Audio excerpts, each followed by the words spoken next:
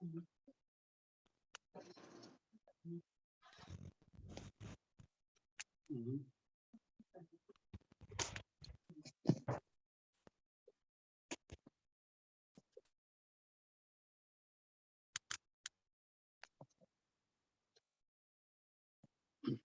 evening, Gaurang. Good evening. Good evening. Good evening.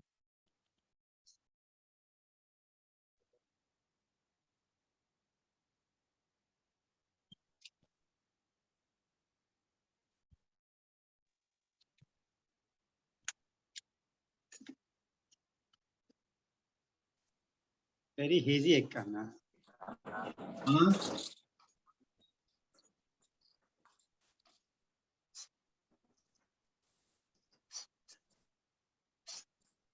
What you said, Clarence? No. Somebody is actually picture very hazy coming. Actually, I could not see. Acha. There must be something on the lens, perhaps. Okay. Yeah. I wish you all a very happy or good evening. Same to you. Since long we are again all together, we are gathered over here. Yes. And I feel myself honored to be one with you. Indeed. We are also happy to be with you. We are also honored to have you back, Tara Singh ji. The topic you have chosen, the group has chosen, that is marvelous, and this is most actually it must be said, it's most burning issue nowadays. Right. It was an incident of 4 days before. One applicant from Rajasthan itself, he appeared to Rajasthan Information Commission. He was threatened by the very registrar of State Commission to be harassing or उनका allegation ये था कि आप यहाँ unnecessary ये अपीलें ज्यादा लगा दी आपने, हम आप पे 353 आईपीसी का मुकदमा दर्ज कर देंगे. And he was taken to the police station. And और उसके बाद ये हुआ कि उन्होंने कहा कि आप लिख के दीजिए कि आपने कमीशन में लोगों के साथ बदतमीजी करी, धक्का मुक्की करी, और उन्होंने 4 लोगों के और के नाम लिए जिनकी बहुत सारी अपीलें आयोग में पेंडिंग है. बोले उनके नाम भी लिख के दो कि वो सब भी आए थे. बंदे ने रिफ्यूज कर दिया. काफी उसको 2-3 दिन काफी परेशान किया गया, हालांकि कोई कंप्लेंट लॉन्च नहीं हुई. बट फिर भी मतलब एक बहुत डेंजरस सिचुएशन आ चुकी है जहां अब न केवल पीआईओज इंफॉर्मेशन मांगने वालों के अगेंस्ट है, they are trying in every possible manner to harass the applicants.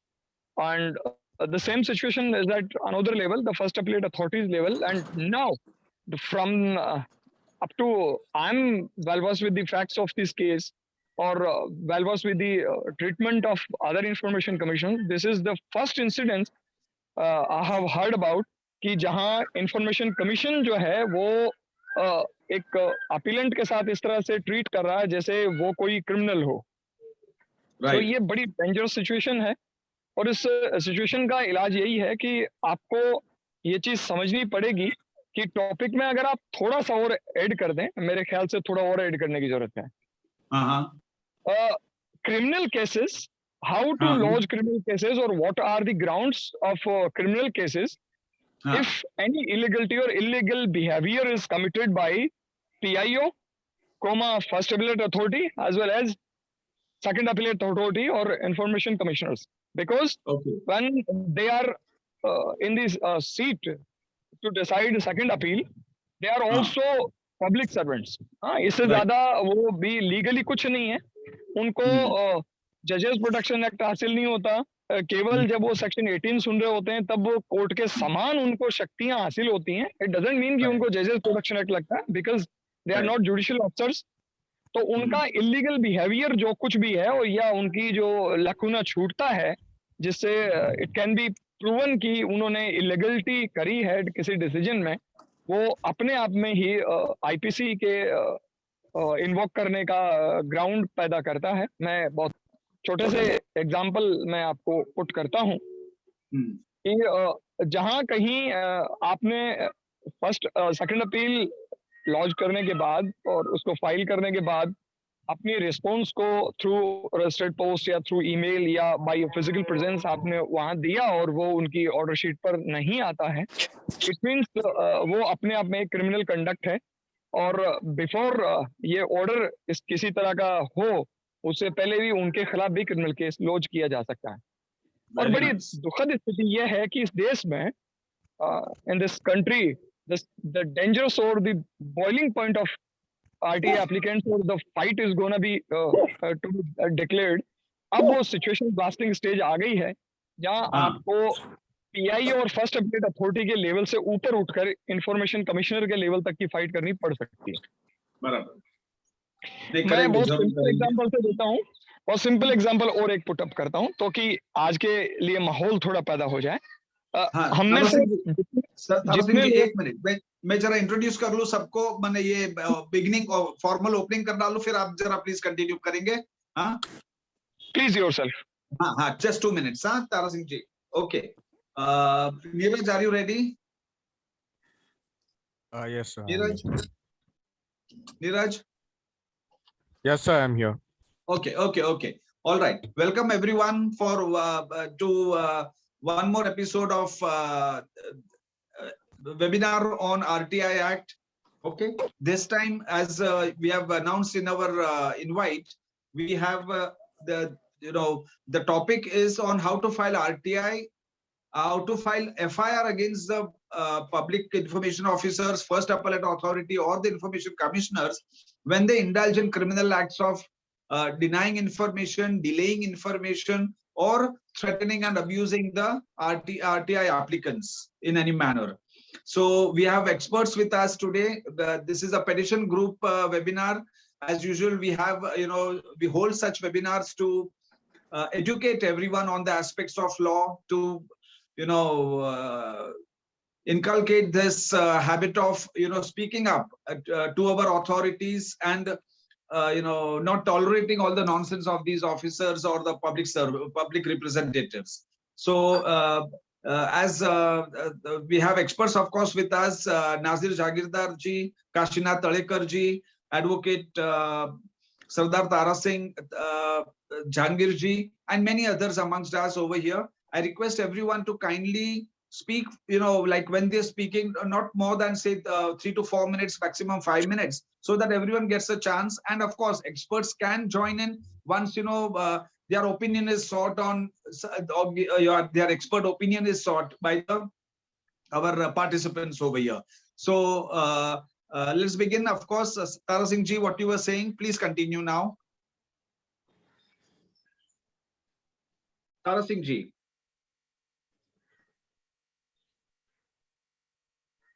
Are you there, Tara Singh ji? Jahangir ji, Advocate Tara Singh ji.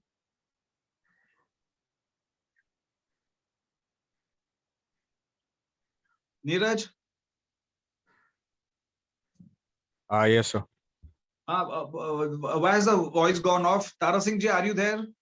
He will have to unmute from his end. I think He's he left muted. just now. He left just now. There might be some issue with his connection. Some issue on his this thing. Chalo, when he joins in, we'll invite him. Acha, Nazir ji, are you there? So we have Nasir sir Hello. over here. Yeah, please let him Nasir ji, take over. can you pick up from here, Nazir ji? Yeah, I wanted to listen to the others who actually are of the opinion that there can be an FIR per se on the fact that the PIO has not provided information. So these experiences, what I know is about that Rajasthan ka thing, and one from recently which was circulated in our group also. Nasir sir, sorry to interrupt, but Yeah. can we change the language to Hindi, because most of the people are unable to understand in English, and Marathi, most of them are not. So please, it's a humble request here. हाँ नहीं, actually कैसा हुआ कि वो इस तरह से अभी डायरेक्ट सिर्फ पीआईओ ने इंफॉर्मेशन नहीं दिया या एफए ने ऑर्डर नहीं किया या गलत ऑर्डर किया, सिर्फ इसके रीजंस या ग्राउंड पे एफआईआर फाइल हो सकता है क्या, ये सवाल है एक्चुअली। और जिस तरह से राजस्थान में और एक अभी रिसेंट केस यहाँ सब हाउस में जो हुआ अपने ग्रुप पे भी था, तो उसमें से ये सवाल खड़ा होता है कि सिर्फ डायरेक्टली जो है किसी ने इन्फॉर्मेशन नहीं देता है पीआईओ तो क्या एफआईआर रजिस्टर हो सकता है, क्योंकि बहुत से लोग इस तरह की कोशिश कर रहे हैं दिख रहा है। तो वो उसमें थोड़ा सा क्लैरिटी कब आएगी जब जिन्होंने किया है वो अपना शेयर करेंगे। ऑफकोर्स इसके पहले मैंने उनको सुना हूँ, जो राजस्थान का मैटर है वो मैंने सुना हूँ। उसमें एक बड़ा मुद्दा ये लगा मेरे को कि राजस्थान गवर्नमेंट ने जो है एक आई थिंक जीआर या सर्कुलर पता नहीं उन्होंने निकाला है, जिसमें उन्होंने इस तरह से बताया है कि भाई एफआईआर या इनका कॉग्निजेबल ऑफेंस होना चाहिए और एफआईआर होना चाहिए। अब कुछ दिन पहले शिव नारायण शर्मा जी ने, अभी 2-4 दिन पहले की बात है, एक मैटर उन्होंने मेरे साथ डिस्कस किया कि वो एक अथॉरिटी ने, पब्लिक अथॉरिटी ने उनको इन्फॉर्मेशन नहीं दिया और बोला कि ये रिकॉर्ड हमारे पास नहीं है, ये रिकॉर्ड जनरल एडमिनिस्ट्रेशन के पास है। जब जनरल एडमिनिस्ट्रेशन को उन्होंने पूछा तो उन्होंने बताया कि भाई ये जो है वो पहले वाली पब्लिक अथॉरिटी उनके पास है। तो अभी ऐसे सूरत में क्या एफआईआर हो सकता है? अब मैं जो एक्चुअली बात जो सामने रखना चाहता हूँ यही कि भाई मेरे हिसाब से कि इंफॉर्मेशन अगर पब्लिक अथॉरिटी ने या पीआईओ ने, फॉर एग्जांपल पीआईओ या फर्स्ट अपीलेट ने आरटीआई के अंदर अगर इंफॉर्मेशन नहीं दिया है तो सिर्फ वो रीजन से एफआईआर होना ये लीगली टेनेबल नहीं दिखाई दे रहा है। ये मेरा ओपिनियन है। लेकिन इसमें एक बात ऐड कर दूं, जैसा ये जो सैंक्शन फॉर प्रोसिक्यूशन है, हम इससे अगर कंपेयर करेंगे, सैंक्शन ऑफ प्रोसिक्यूशन में अगर उसका एक्शन जो है वो उसके डिस्क्रेशन में आता है या उसकी जुरिस्डिक्शन में आता है और उसमें उसने काम किया है तो उस पे जो है वो सैंक्शन जो है वो नहीं हो सकता है। अब उस पे जो है वो कॉग्निजेबल ऑफेंस नहीं हो सकता है, सैंक्शन उस पे नहीं हो सकता है। तो उससे मैं कंपेयर करने की कोशिश करूंगा कि इसमें भी एफआईआर तब हो सकता है जब वो एंटायर जो एक्शन हुआ है, जो इवेंट्स हुए हैं, उसमें अगर कॉग्निजेबल ऑफेंस दिख रहा है। जैसे फॉर एग्जांपल कि डॉक्यूमेंट्स जो है हमको एप्रीहेंशन के डिस्ट्रॉय किए गए हैं, या जो डॉक्यूमेंट पब्लिक रिकॉर्ड है वो पब्लिक रिकॉर्ड से गायब है और इसका कुछ प्रामा फेशी एविडेंस मिलता है। और इसका जो ये सब मालूम कब हुआ है कि भाई आरटीआई के जो प्रोसेस में ये मालूम हुआ है, तो जो वो प्रोसेस जो मालूम हुआ है उसमें अगर मालूम हुआ है तो वो जो एक्शंस है जो जिसमें कॉग्निजिबिलिटी हो सकती है उस पे एफआईआर हो सकता है। और कोइंसिडेंटली आरटीआई में इन्होंने जवाब नहीं दिया या इन्होंने इंफॉर्मेशन को दबाया है या इन्होंने इंफॉर्मेशन को कहीं डिस्ट्रॉय किया है, ये अगर दिखाई दे रहा है प्रामा फेशी, तो एज अ सपोर्टिंग थिंग ये आरटीआई की चीज जो है उसमें आ सकती है। तो इन शॉर्ट मैं ये बोलना चाहता हूँ कि भाई जो सिर्फ आरटीआई, पीआईओ एफए ने अपना काम आरटीआई के एक्ट में नहीं दिया है, उसके सिर्फ सिविल कॉन्सिक्वेंसेस हो सकते हैं, क्योंकि वो आरटीआई में प्रोविजंस है पेनल्टी की। ऑल्सो अब तुम्हारा जो एफए पे इंक्वायरी बैठ सकती है, एटसेट्रा एटसेट्रा, तो वो सब है।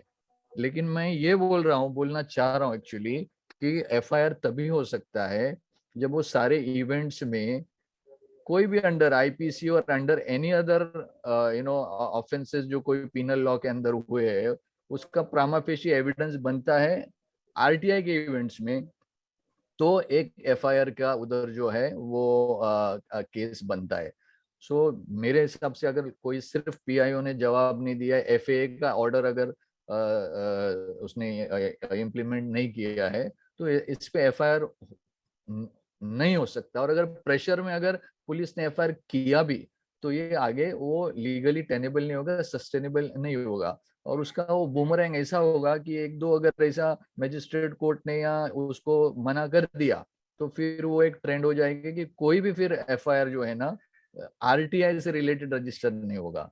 तो अगेन मैं यही स्ट्रेस करना चाहता हूँ कि यस कॉग्निजेबिलिटी दूसरे जो ऑफेंसेस उसमें से निकलते हैं, वो ट्रांजैक्शन में से, आरटीआई के ट्रांजैक्शन में से, तो वो ऑफेंस रजिस्टर हो सकता है। और उसको सप्लीमेंट करने के लिए, उसको कॉम्प्लीमेंट करने के लिए, या उसका प्राइमा फेशी एविडेंस जो है वो बनाने के लिए हम आरटीआई जो है उसके जो इवेंट्स है उसमें आ सकते हैं। So that is in short मेरे को कन्वे करना था। अगर किसी का अदर ओपिनियन है, मेरा मकसद यही था, मैंने वोरा सर को इसीलिए मैंने सजेस्ट किया था कि अगर कोई डिफरेंस ऑफ ओपिनियन है और जिसमें लोग जो एक्सपर्ट्स है जिन्होंने किया है वो अगर कुछ और बता सके तो हमको सबको जो है उसमें ज्यादा, बिकॉज आरटीआई की तो भी पूरा जो महाराष्ट्र में सत्यानाश हो गया, मतलब आरटीआई सिर्फ नाम का रह गया है जिस तरह से वो कंडक्ट हो रहा है।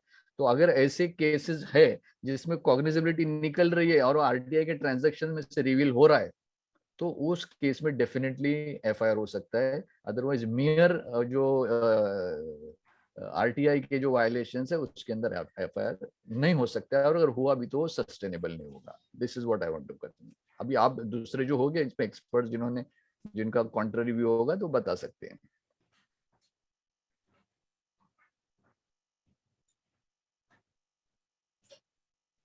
Hello Neeraj. Yes, sir, I'm here. Yeah. Gaurang bhai.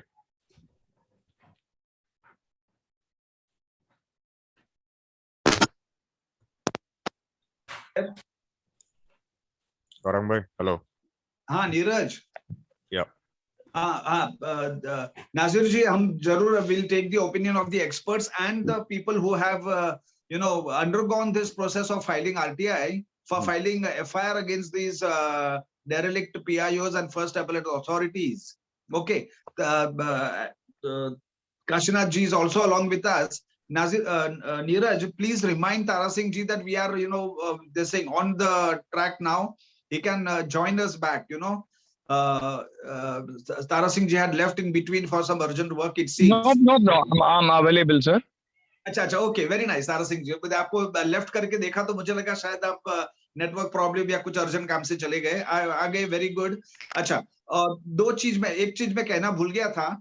RTI की वायलेशन होती है तभी ये जो एफआईआर बनता है, एक चीज यानी कि denial of information and all that. Second चीज के ये जो तारा सिंह जी आपका ये ओपिनियन लगेगा हमें, section 17(6) of Indian evidence act है ना, तो उसके वजह से भी एक अगर एफआईआर बनता है तो जरूर उसके ऊपर इलैबोरेट कीजिए और कहिए प्लीज। और काशीनाथ जी आप भी जरा प्लीज उसके बाद जरूर बात कीजिए। काशीनाथ जी, यस। तारा सिंह जी बोलिए। Yes sir. हाँ, तारा सिंह जी बोलिए।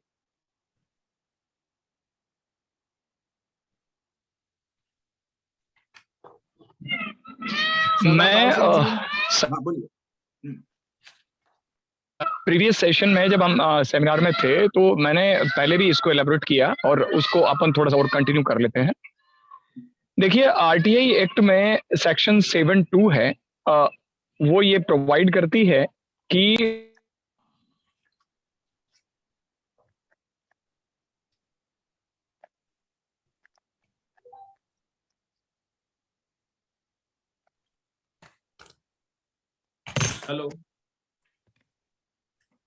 Hello Tara Singh ji, I think network problem होगा। अच्छा, काशीनाथ जी। हाँ, आवाज आ रही है क्या? हाँ, अभी आ रही है। तारा सिंह जी ऑफ हो गए, शायद नेटवर्क प्रॉब्लम होगा। आप बात कीजिए काशीनाथ जी, आप बात कीजिए।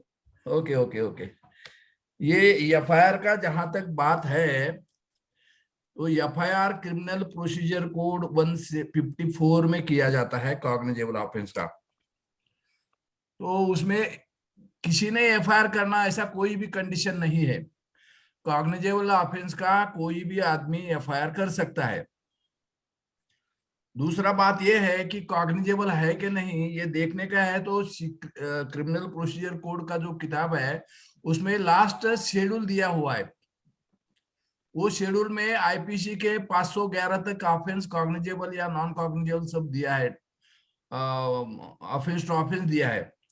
और जो ऑफेंस आईपीसी में नहीं है, आईपीसी छोड़ के बाकी दूसरे कानून में है, जैसा हम अभी आरटीआई की बात कर रहे हैं, आरटीआई का जो एक्ट आईपीसी में नहीं, लेकिन उसमें कुछ ऑफेंस है, तो वो कॉग्निजेबल है कि नहीं, तो उसमें शेड्यूल में सेकंड पार्ट दिया हुआ है। उसमें क्या दिया है कि जो ऑफेंस में लाइफ इम्प्रिजनमेंट है, डेथ इम्प्रिजनमेंट है, या 7 years के ऊपर इम्प्रिजनमेंट है, तो दोज ऑफेंसेस आर कॉग्निजेबल। उसमें दूसरा एक पॉइंट है कि 3 years to 7 years का जो पनिशमेंट है वो भी ऑफेंसेस कॉग्निजेबल है, और 3 years के कम इम्प्रिजनमेंट है तो वो नॉन कॉग्निजेबल ऑफेंस है। तो हमको पहला ये आइडिया क्लियर होना चाहिए कि हम जिस सेक्शन के अंदर प्रोसिक्यूट करना चाहते हैं वो कॉग्निजेबल है कि नहीं है। अभी एफआईआर रजिस्टर, बहुत बार हमको एक्सपीरियंस है कि एफआईआर रजिस्टर नहीं किया जाता है। तो एफआईआर रजिस्टर, कॉग्निजेबल ऑफेंस का एफआईआर रजिस्टर नहीं किया तो 2013 में आईपीसी 166 में अमेंडमेंट आया है, वो 166A कैपिटल ये अमेंडमेंट आया है। उसमें 3 प्रोविजन है 166A में। पहला प्रोविजन है कि जो आदमी को पुलिस को बुलाने का राइट नहीं है, अगर वो आदमी को पुलिस ने पुलिस स्टेशन में बुलाया तो वो ऑफेंस है, उसमें 2 साल का सजा है। अभी सेक्शन 160 सीआरपीसी जो है उसमें लिखा है कि children under 15 years, senior citizen above 65 years, women and mentally deranged person, these 4 persons cannot be called to the police station. अगर पुलिस स्टेशन में इनको बुलाया जाता है तो वो ऑफेंस है अंडर 166A में। तो हमको तो ज्यादा से ज्यादा एक्सपीरियंस ऐसा है कि जो सीनियर सिटीजन को पुलिस कभी भी बुलाती है, तो 65 के ऊपर का कोई आदमी है तो उसने उसको पुलिस स्टेशन में बुलाया तो दैट इज ऑफेंस। अभी 166B में क्या है, इन्वेस्टिगेशन में कोई भी वायोलेशन करता है इन्वेस्टिगेशन ऑफिसर, जैसा कि एफआईआर लिया नहीं है, तो ये 166 कैपिटल A और स्मॉल b इसके अंदर 2 साल का इम्प्रिजनमेंट वाला ऑफेंस है। लेकिन हमने किसने अभी ट्राई किया नहीं है। मैंने एक केस किया है सोलापुर डिस्ट्रिक्ट में, एक पीआई के ऊपर एक एफआईआर हुआ है। दूसरा जो है थर्ड 166A का C है, उसमें स्मॉल c, उसमें ऐसा लिखा है कि कोई भी ऑफेंस अगेंस्ट वुमेन, बोले तो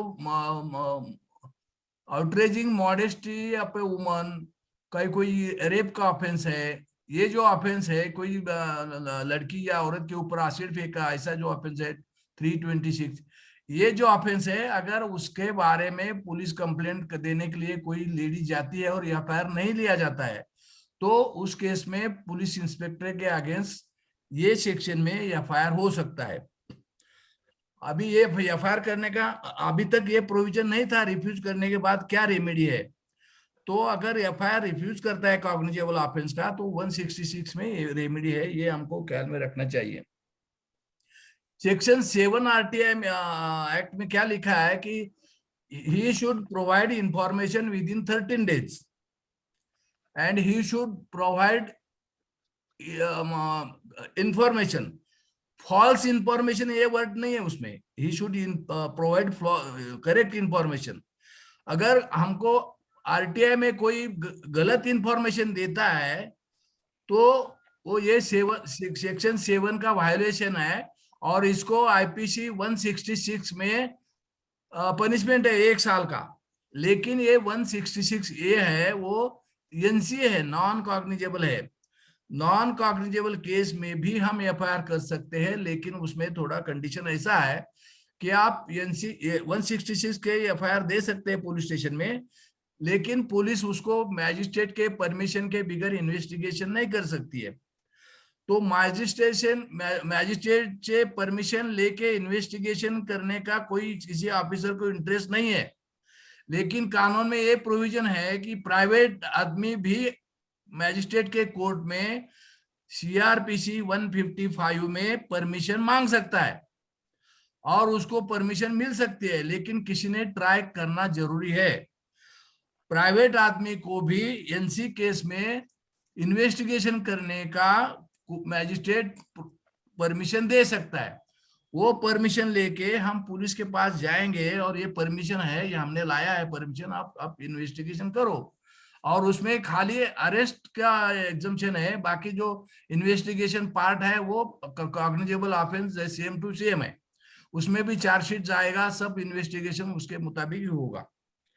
अभी दूसरा एक चीज है, बहुत बार हाफ इंफॉर्मेशन दिया जाता है और कुछ पॉइंट का इंफॉर्मेशन अवेलेबल नहीं, या not found on the record, या मिसिंग है, नॉट अवेलेबल, ऐसा आंसर दिया जाता है।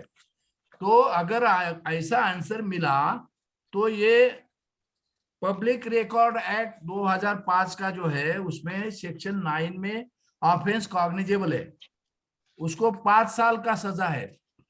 अगर कोई भी पीआईओ हमको अवेलेबल नहीं या मिसिंग है ऐसा आंसर देता है तो हम एफआईआर कर सकते हैं पब्लिक रिकॉर्ड एक्ट सेक्शन 9 के अंदर, और वो कॉग्निजेबल है, उसको 5 साल का सजा है और उसमें एफआईआर हो सकता है। उसका एक बॉम्बे हाई कोर्ट का जजमेंट है, मैं बताता हूँ, कोई interested please note down. Vivek Anupam Kulkarni versus state of Maharashtra, date of judgement है 27 फरवरी 2015।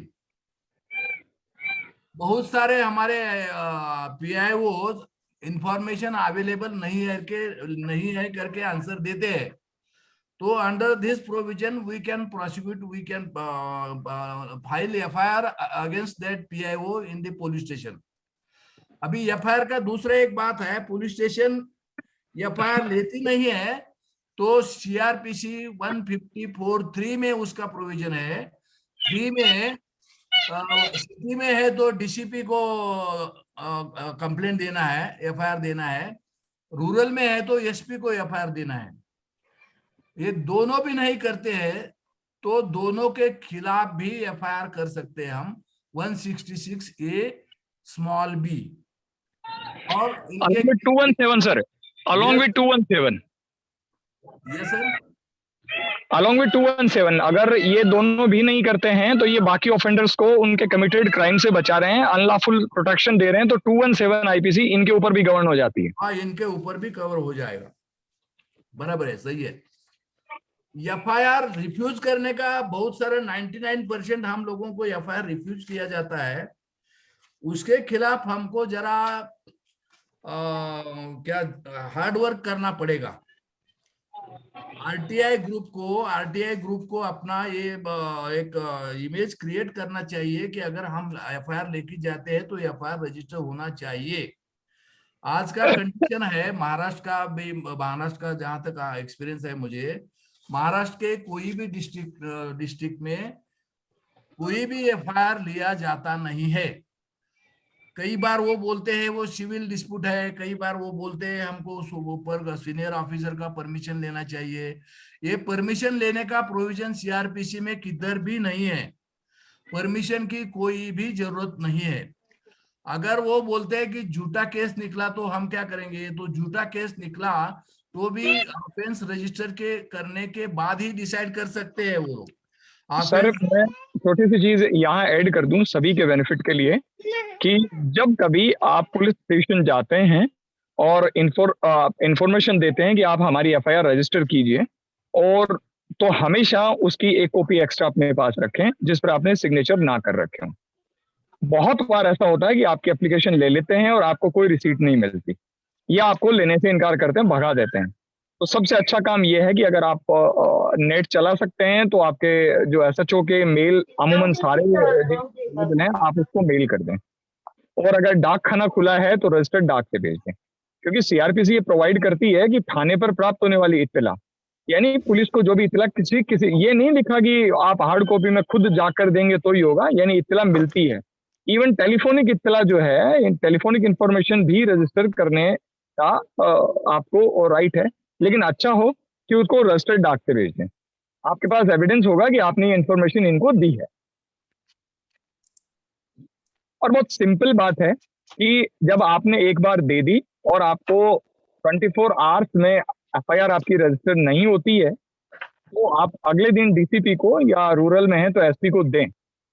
सुप्रीम कोर्ट ने Lalita Kumari versus state of UP case की कॉन्स्टिट्यूशनल बेंच में ये हेल्ड किया हुआ है कि पहली बात तो कॉग्निजेबल ऑफेंस जो होता है, प्राइमा फेसी ये निर्धारित करना है कि ये एप्लीकेशन पढ़ने से क्या कॉग्निजेबल ऑफेंस का कोई घटक है, अगर है तो तुरंत एफआईआर रजिस्टर होगी।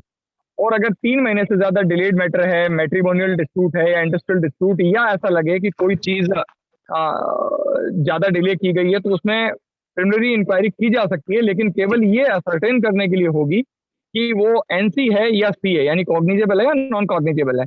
और ये इंक्वायरी भी आपको 14 दिन में कंप्लीट करनी पड़ेगी, और कंप्लीट करके आपका जो कंक्लूजन है कि सर ये कॉग्निजेबल है तो एफआईआर दर्ज हो गई, नहीं है तो ये क्यों नहीं दर्ज हुई और आप कोर्ट जा सकते हैं, ये आपको in hard and black complainant को प्रोवाइड करना पड़ेगा 14 दिन कंप्लीट होने तक। और 14 दिन में अगर कंप्लीट नहीं कर पाया कोई पुलिस ऑफिसर, तो वो अपने आप में ना केवल 166 कैपिटल ए के दायरे में आएगा, बल्कि सुप्रीम कोर्ट के डायरेक्शंस का वायलेशन कर रहा है, तो वो section 12 of the contempt of court act 1952 में सुप्रीम कोर्ट के कंटेम्प्ट के अंडर भी आता है। करेक्ट है, बराबर है आपने जो बोला है, लेकिन कंटेम्प्ट जो है वो कंटेम्प्ट का केस जो है हाई कोर्ट में कंडक्ट किया जाता है, ट्रायल हाई कोर्ट में चलती है। तो हमारे जो आरटीआई एक्टिविस्ट है वो बहुत सारे 99% ऐसे हैं कि वो can not reach the High court. आपने वो रेमेडी बताया बिल्कुल सही है, जो हाई कोर्ट में कंटेम्प्ट में जाना चाहते हैं वो जरूर जा सकते हैं, लेकिन बहुत सारे लोग हैं हाई कोर्ट तक जाना पहुंचना this is beyond their reach. तो ठीक है, जो भी है आपने रेमेडी बताया, बहुत अच्छा बताया। और एफआईआर का जो जहां तक सवाल है, तो ये प्रोसीजर है एफआईआर का, पहले पुलिस स्टेशन में देने का, फिर डीसीपी को देने का। दोनों भी नहीं करता है तो उनके खिलाफ एफआईआर हो सकता है। और तीसरा जो पॉइंट है, अगर हम कोर्ट में एफआईआर करने के ऑर्डर लाना चाहते हैं तो 156(3) आईपीसी सीआरपीसी का प्रोविजन है, उसमें सिंपल एप्लीकेशन करने का है कोर्ट में। उसमें खाली ये लिखने का है कि ये आदमी के खिलाफ हमने ये सेक्शन के अंदर कॉग्निजेबल ऑफेंस का एफआईआर ये तारीख को पुलिस स्टेशन में दिया, एफआईआर नहीं किया, दूसरे ये तारीख को डीसीपी को दिया, एफआईआर नहीं किया, इसलिए हम कोर्ट में आए हैं, तो आप एफआईआर करने का ऑर्डर दीजिए, इतना ही लिखने का है। और ये केस में उनको एफआईआर करने से दूसरा कोई अल्टरनेटिव नहीं है। सुप्रीम कोर्ट का एक जजमेंट उसके ऊपर बहुत अच्छा है, मैं आपको बताता हूँ। CBI versus state of Rajasthan, CBI versus state of Rajasthan बहुत अच्छा जजमेंट है, 2001 का है। उसमें क्लियरली लिखा है कि magisterial power can not be stretched beyond directing the officer in charge of the police station to conduct investigation. कई बार मैजिस्ट्रेट लोग ये जो एप्लीकेशन है 156(3) का, वो 202 में कन्वर्ट करते हैं। 202 में कन्वर्ट करने के बाद वो पुलिस स्टेशन को भेजते हैं, पुलिस स्टेशन वाले इन्वेस्टिगेशन करते नहीं है और सालों पड़ा रहता है पुलिस स्टेशन में। अगर रिपोर्ट 2 साल के बाद भी भेजा तो उसमें ज्यादा कोई कुछ निकलता नहीं है उससे। तो हमने ये 156(3) में एप्लीकेशन किया, तो उसका खाली मैजिस्ट्रेट को इतना ही राइट है कि वो इन्वेस्टिगेशन या एफआईआर रजिस्टर करने के लिए ऑर्डर दे सकती है। 202 के अंदर ऑर्डर करने का मैजिस्ट्रेट को राइट नहीं है, ये सुप्रीम कोर्ट का ये क्लियर उसका ये है। और ये 2 जज का डिसीजन है डिवीजन बेंच का, तो ये बहुत अच्छा ये है। और इलाहाबाद हाई कोर्ट के भी कुछ जजमेंट है, उसमें भी लिखा है, उन्होंने 2006 का एक जजमेंट है, उसमें लिखा है कि magistrate is not empowered to convert application under section 156(3) to 202। ये इलाहाबाद का और एक सुप्रीम कोर्ट का, ये दोनों जजमेंट हमारे लिए बहुत इंपॉर्टेंट है, जो कि 156(3) का हमको जो ऑर्डर मिलना चाहिए एफआईआर का, तो वो मिल सकता है। तो एफआईआर के बारे में अभी तो इतना ही बता सकता हूं मैं, और किसको कोई डाउट है एफआईआर के बारे में तो पूछ सकते हैं इसमें बाद में। तड़ेकर जी और तारा सिंह जी, सेक्शन 76 में भी सेम सब एप्लीकेबल है? 76 of Indian evidence act 1972, is it the same? Suppose वहां पे भी वायलेशन हुआ तो can we go to the police station for filing FIR? Tara Singh ji, 2 number वो 76 का जो है ना, मोटो तारा सिंह जी शायद डिस्कनेक्ट हो जाते बीच में से। नोप, मैं म्यूट कर देता हूं बीच में। अच्छा, ओके ओके ओके। हाँ, हम सभी तो थैंकफुल हैं के तलेकर सर के लिए। He is the man of my inspiration also. Thank you sir. If God gracious would like, मैं आपकी एज में आपके जैसा दिखना पसंद करूंगा sir. Thank you sir, thank you sir, thank you sir. देखिए, आपको इंडियन एविडेंस एक्ट में सेक्शन 74 डिफाइन करती है कि पब्लिक सर्वेंट जब काम कर रहा होता है तो उससे जो डॉक्यूमेंट जनरेट होते हैं वो पब्लिक रिकॉर्ड से, और जो आदमी उन्हें देखने का हक रखता है वो उनकी कॉपी ले सकता है। ये सेक्शन 76 कहती है। सवाल ये उठता है कि किस डॉक्यूमेंट को आप देखने का हक रखते हैं और किसको देखने का हक नहीं रखते हैं। तो जो चीज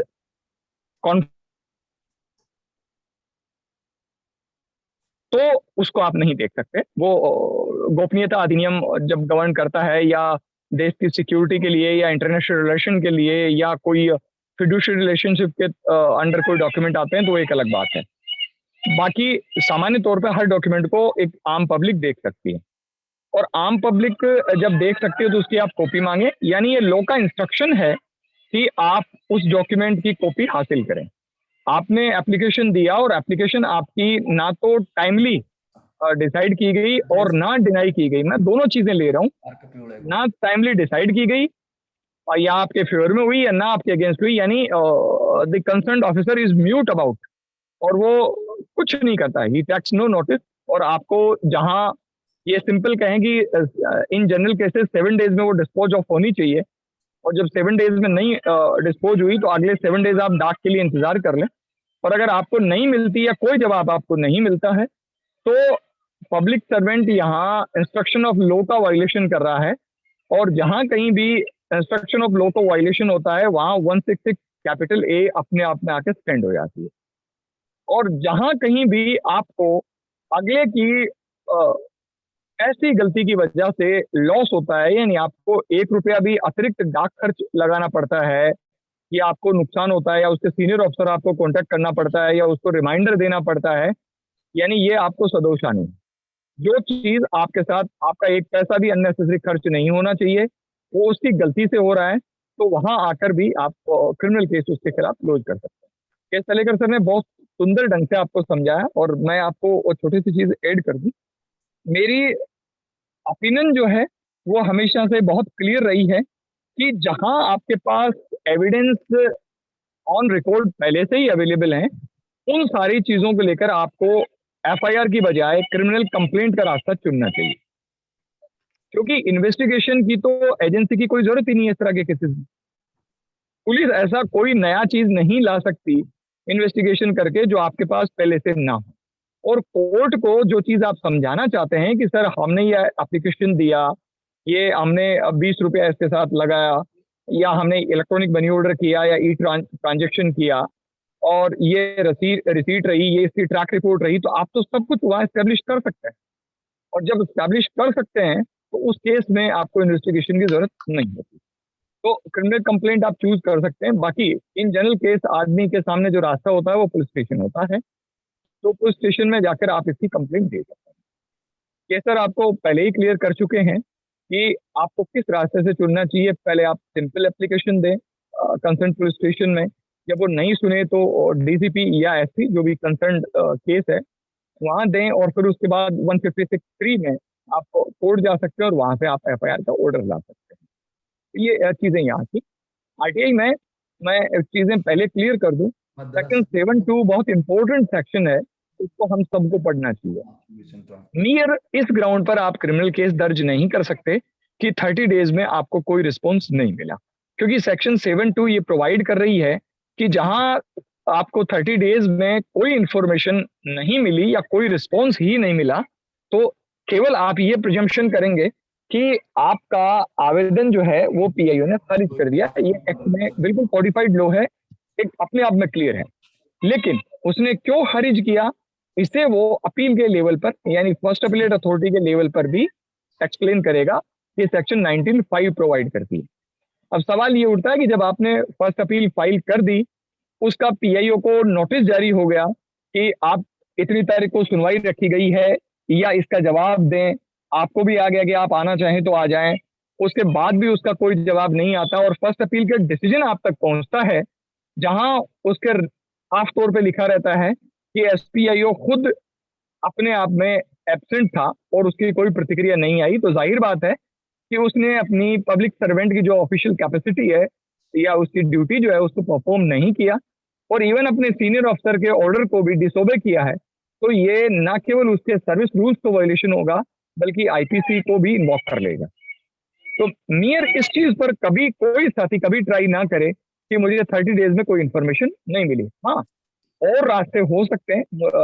केएस सर से पहले एक मित्र अपने जो व्यू रख रहे थे, मैं उनसे इत्तेफाक रखता हूँ, आई एग्री विद कि आपको केस टू केस उसकी फैक्चुअल मैट्रिक्स को देखना पड़ेगा कि उस केस की फैक्चुअल मैट्रिक्स क्या है। वो कह रहे हैं कि साहब आपको पता, आपने पर्टिकुलर एक डॉक्यूमेंट मांगा कि साहब इतनी ये रिकॉर्ड मुझे चाहिए, आप श्योर हैं कि वो रिकॉर्ड वहां होना चाहिए।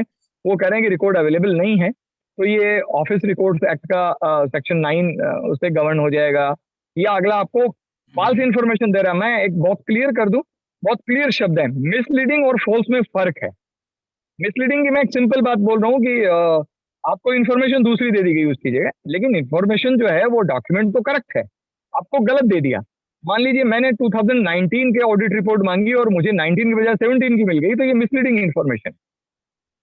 लेकिन फॉल्स इन्फॉर्मेशन में फर्क है। किसी भी पब्लिक सर्वेंट को ये लॉ परमिट नहीं करता कि वो अपनी डिस्पोजल रिपोर्ट में किसी तरह के फॉल्स फैक्ट को डाले और उसको डिस्पोज करके आप तक भेजे। मैं एक बहुत सरल ढंग से आपको ये बात समझाऊं कि किसी ऑफिस का एनुअल एक्सपेंडिचर जो है या बजट जो उसने कंज्यूम किया वो 1 लाख रुपया है और उसका रिकॉर्ड आपके पास अवेलेबल है। आपने उसे मांगा कि आपको कितना बजट मिला और वो आपने कितना कंज्यूम किया। वो कह रहा है कि साहब 50,000 हमें मिला और 50,000 हमने कंज्यूम कर दिया। अब आप ये अच्छे से जानते हैं कि वो झूठ बोल रहा है। 1 लाख उसने कंज्यूम किया है, 1 लाख मिला है, 50,000 जो है वो उसको उसने मिस एप्रोप्रिएशन ऑफ रिकॉर्ड किया है। तो इस तरह के केसेस में जब आपको फॉल्स इंफॉर्मेशन मिली है वहां आईपीसी आएगी, मिसलीडिंग इंफॉर्मेशन और इनकम्प्लीट इंफॉर्मेशन के लिए नहीं आएगी। कई बार मित्र होते हैं जिनके जवाब बड़े हास्यास्पद होते हैं। एक हमारे भी एक साथी हैं, उनको पीआईओ ने जवाब दिया कि आपकी इंफॉर्मेशन के A4 साइज पन्ने के लिए ₹2 के हिसाब से 3.5 लाख रुपया, A3 के लिए 4 लाख रुपया, टीए इतना, डीए इतना, डाक खर्च 20,000 रुपया, कुल मिला के 1,28,00,000 रुपए जमा करा। अब सवाल ये उठता है कि जब उसने अपील करी और आयोग से डिसाइड हुआ कि आप इस डॉक्यूमेंट जो है उसको बताएं, तो उसने कहा कि सर ये जितना पैसा 1,28,00,000 रुपए बता रहे हैं, क्या ये इन्फॉर्मेशन इतने पन्नों की है? तो पता चला कि वो इन्फॉर्मेशन जो है वो तकरीबन 150 पन्नों की थी। यानी ये बिल्कुल तय हो गया कि उसका इरादा जो था वो हर हाल में झूठे रिकॉर्ड तैयार करना था, तो वो मारे गए। अजमेर में केस अभी क्रिमिनल कंप्लेंट है, वो अभी कॉग्निजेंस के लेवल पे चल रही है। साथी एडवोकेट हैं तरुण जी अग्रवाल, उनके पीआईओ ने उनसे ये कहा कि आप 1,800 रुपए जमा कराएं, 900 पन्ने आपके बनते हैं। उन्होंने 1,800 रुपए जो है वो एडिशनल फी जमा करा दी और इंफॉर्मेशन जो उनको दी गई उसकी जो कॉस्ट है वो बनती है कुल 1,200 कुछ रुपए के करीब। यानी उन्होंने 600 रुपया उनको गलत मांगा। यानी इंफॉर्मेशन या तो 1,800 मांगे तो 900 पन्ने दीजिए, या आपने 1,200 दिया तो 600 मांगते। और उन्होंने फिर रिपीटेड कहा कि आपने इतनी इन्फॉर्मेशन दी है तो बाकी के कागज कहाँ? तो उन्होंने कहा कि इतनी ही इन्फॉर्मेशन है, हमने टू दी पॉइंट आपको अवेलेबल करा दी। यानी 600 रुपए जो है उनसे उन्होंने इलीगली वसूल कर लिए और उसको वापस भी नहीं लौटाया। तो इस तरह के केस में उनको 420, 406 और 166A और 167 आईपीसी का केस जो है वो अभी कॉग्निजेंस लेवल पर है। कोर्ट उसको जो ही डिसाइड करता है हम आपको पिटिशन ग्रुप में उसको पुट अप करेंगे। और इस तरह के मेरे केसेस जहां फॉल्स इंफॉर्मेशन प्रोवाइड की गई थी वो इसी महीने की 16 तारीख को कोर्ट के ऑर्डर पर है। जो राव धनवीर सिंह जी का मामला था जयपुर डिस्ट्रिक्ट का, उसमें जहां पीआईओ ने फर्स्ट अपीलेट अथॉरिटी का ऑर्डर नहीं माना था, उसमें हाईकोर्ट ने पहले स्टे दिया, फिर हमने उसको कहा कि सर ये तो अपने सीनियर ऑफिसर का ऑर्डर नहीं माना, और उसके बाद भी नहीं माना तो ये इन्वेस्टिगेशन ज्वाइन करे, तो उनका स्टे जो है वो हमने वैकेट करवाया, और अभी इन्वेस्टिगेशन उनको ज्वाइन करने के ऑर्डर दिए गए, और जल्दी ही उसका जो फाइनल कंक्लूजन है वो आप तक आएगा। हाईकोर्ट में हम इस बात के लिए लड़ रहे हैं कि सर ये तो कॉग्निजेबल ऑफेंस है और इनके खिलाफ तो चालान होना चाहिए था। पर अपडेट करते रहेंगे, ये यहाँ जोड़ना जरूरी था। समस्याएं आगे आती रहेंगी तो मैं सेशन में हूँ, मैं भी हूँ और केएस सर हैं, तो जो सर बता पाएंगे और जो मैं थोड़ा कुछ ऐड कर पाऊंगा उसमें, तो अवेलेबल हैं हम। आप प्लीज कंटिन्यू रखें। All right. और कोई कहना चाहता है कोई इसके बारे में, तवेकर जी या anyone who has experience FIR किया है किसी ने? होरा जी मैं बोलना चाहता हूँ। हेलो, हाँ बोलिए। आवाज आ रही है? आ रही है। अभी ये 156(3) का जो मैटर है, हम जो कोर्ट से ऑर्डर लेते हैं, उसमें और एक पॉइंट, इंपॉर्टेंट पॉइंट मैं बताना चाहता हूँ कि हमारा 156(3) का एप्लीकेशन बहुत महीनों से, सालों से पड़ा रहता है कोर्ट में। मेरा एक मामला 4 साल तक पड़ा रहा था।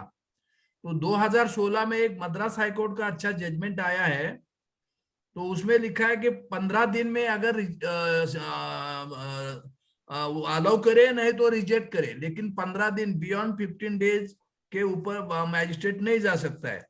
वो जजमेंट का साइटेशन है, आप कोई लिखना चाहता है तो Sugeshan transport versus Sugeshan transport private limited versus inspector of police, ऐसा टाइटल है, और ये 2016 का केस है। वो जजमेंट में पॉइंट नंबर 99 में लिखा है कि on receipt of complaint the magistrate shell pass order with in 15 days either issuing direction or dismissing the petition। ये बहुत अच्छा इंपॉर्टेंट पॉइंट और ये जजमेंट हमारे लिए है कि अगर 15 दिन में मैजिस्ट्रेट नहीं ऑर्डर करता है तो यू हैव टू इंसिस्ट, ये जजमेंट मैजिस्ट्रेट के नोटिस में लाना चाहिए। अगर फिर भी नहीं करता है तो सेशन कोर्ट में रिवीजन करना चाहिए। और दूसरा, आपने जो ये बोला था ये डॉक्यूमेंट इंस्पेक्शन करने का, तो आरटीआई में राइट टू इंफॉर्मेशन, ये जो डेफिनेशन है उसमें इंस्पेक्शन का भी राइट है, और इंस्पेक्शन का राइट है, कॉपी लेने का भी राइट है। और गवर्नमेंट ने अभी ऑर्डर निकाला है हर मंडे को 3 बजे से 5 बजे तक कोई भी ऑफिस का आप इंस्पेक्शन ले सकते हैं। गवर्नमेंट का जीआरबी है उसके बारे में। और सेक्शन 2 में जो है आरटीआई एक्ट, उसमें जे है राइट टू इंफॉर्मेशन, उसमें भी इंस्पेक्शन का प्रोविजन है।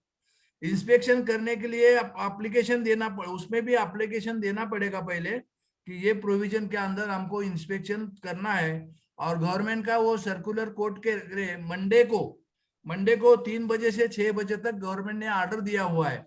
अगर नहीं अलाउ किया जाता है तो डीसीपी के पास आप उसमें अपील भी, फर्स्ट अपील भी कर सकते हैं। ये भी रेमेडी हम यूज कर सकते हैं उसमें। और तीसरा, आप अभी जो बोल रहे थे एविडेंस एक्ट 76, उसमें इंस्पेक्शन या कोई रिकॉर्ड दिखाने का प्रोविजन है, लेकिन उसमें पिनल प्रोविजन नहीं है। जो भी कानून में पनिशमेंट नहीं है तो उसका जो है वो 166 आईपीसी में रेफरेंस है। 166 आईपीसी में ये लिखा है कि कोई भी पब्लिक सर्वेंट कोई भी कानून का वायलेशन करता है तो 166 अट्रैक्ट होता है। उसमें लिखा है कि वो कोई इंजुरी, सामने वाले को कोई इंजुरी होनी चाहिए। तो इंजुरी का मतलब डेफिनेशन आईपीसी 44 में दिया है। आपको अगर थोड़ा दुख हुआ या आप एफआईआर लिया नहीं तो दुख हुआ तो दैट इज इंजुरी।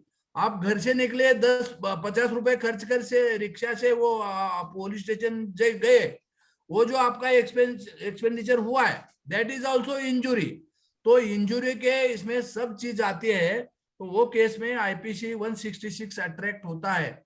कोई भी वायोलेशन, एनसी हो या कोई भी वायोलेशन हो, 166 आईपीसी में वो ऑफेंस है, उसके खिलाफ पीआईओ के खिलाफ या कोई आपको वायलेशन करने वाला कोई भी पब्लिक सर्वेंट हो उसके खिलाफ 166 के अंदर अपन कंप्लेंट कर सकते हैं, एफआईआर कर सकते हैं और कोर्ट से परमिशन भी ले सकते हैं इन्वेस्टिगेशन का, लेकिन करना चाहिए हम लोगों को।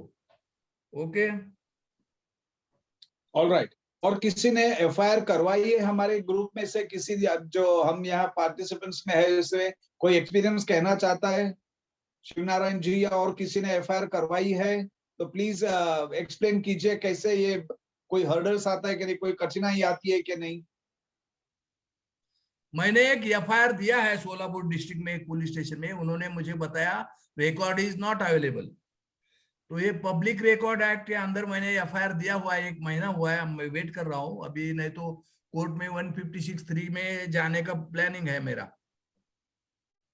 ओके, हाँ सभी ने, किसी ने हाथ तो ऊंचा किया है, हाँ। नीरज जी को तो सर मैंने शिवनारायण जी को अनम्यूट किया है, वो अपना एक्सपीरियंस शेयर करेंगे अभी। हाँ नमस्कार सभी को, साथियों को। मैं शिवनारायण शर्मा। हम लोगों ने पनवेल में एफआईआर करी थी ग्राम सेवक के खिलाफ, है ना, जिसमें हम सक्सेस हुए थे। ये था कि यहाँ पर हम थोड़ा एक प्लानिंग के साथ गए थे और हमें मालूम था कि वहाँ क्या पोजीशन है और हमारी एफआईआर हो जाएगी। और हम लोग बिना भोजन किए, मतलब हम लोग बैठे रहे थे पूरा दिन कि बस आज एफआईआर करनी ही है। और उसमें हम लोगों ने, क्योंकि कॉग्निजेबल ऑफेंस बन नहीं पा रहा था, तो हमने 188 का सहारा लिया था जो कॉग्निजेबल ऑफेंस है। बाकी 166, 175, 176, 217 ये जो थे ये नॉन कॉग्निजेबल ऑफेंस है इसके अंदर। तो हम लोग 188 के पीछे रहे, पूरा हम बैठे रहे।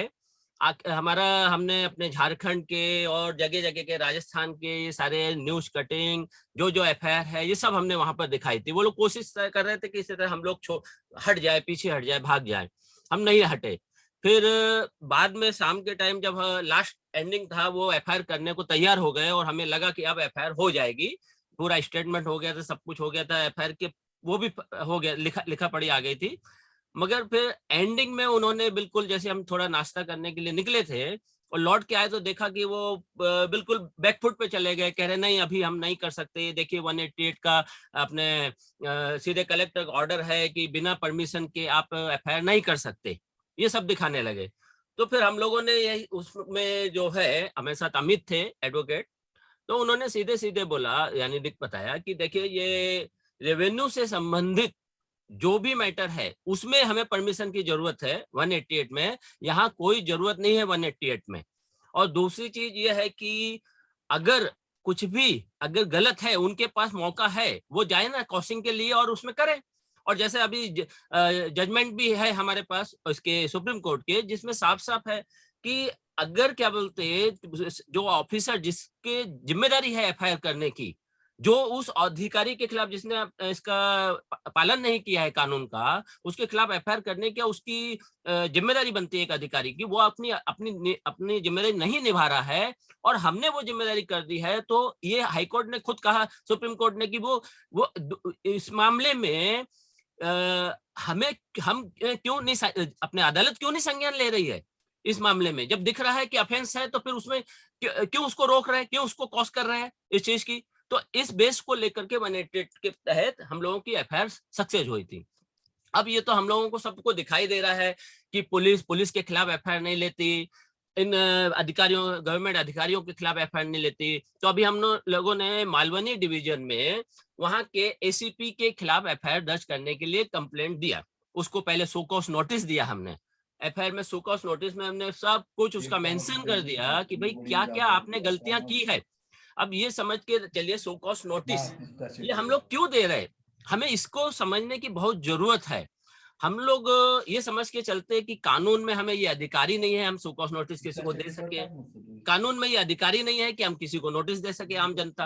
अरे क्यों नहीं अधिकार है, ये हम मालिक है और ये हमारे बच्चे नौकर है एक तरीके से। अगर एक सिंपल सी बात है, अगर हमारे पिताजी 2 बच्चों में भेदभाव रखते हैं, एक बच्चा क्या बोलते को फटे पुराने कपड़े पहना रहे हैं और स्कूल में नहीं भेज रहे, काम करवा रहे उससे, और दूसरे बच्चे को अच्छे कपड़े पहना करके अच्छे स्कूल में भेज रहे हैं, तो क्या बच्चे का हक नहीं है कि पूछने का कि एक के साथ तुम ऐसा क्यों कर रहे हो और दूसरे के साथ ऐसा क्यों कर रहे हो?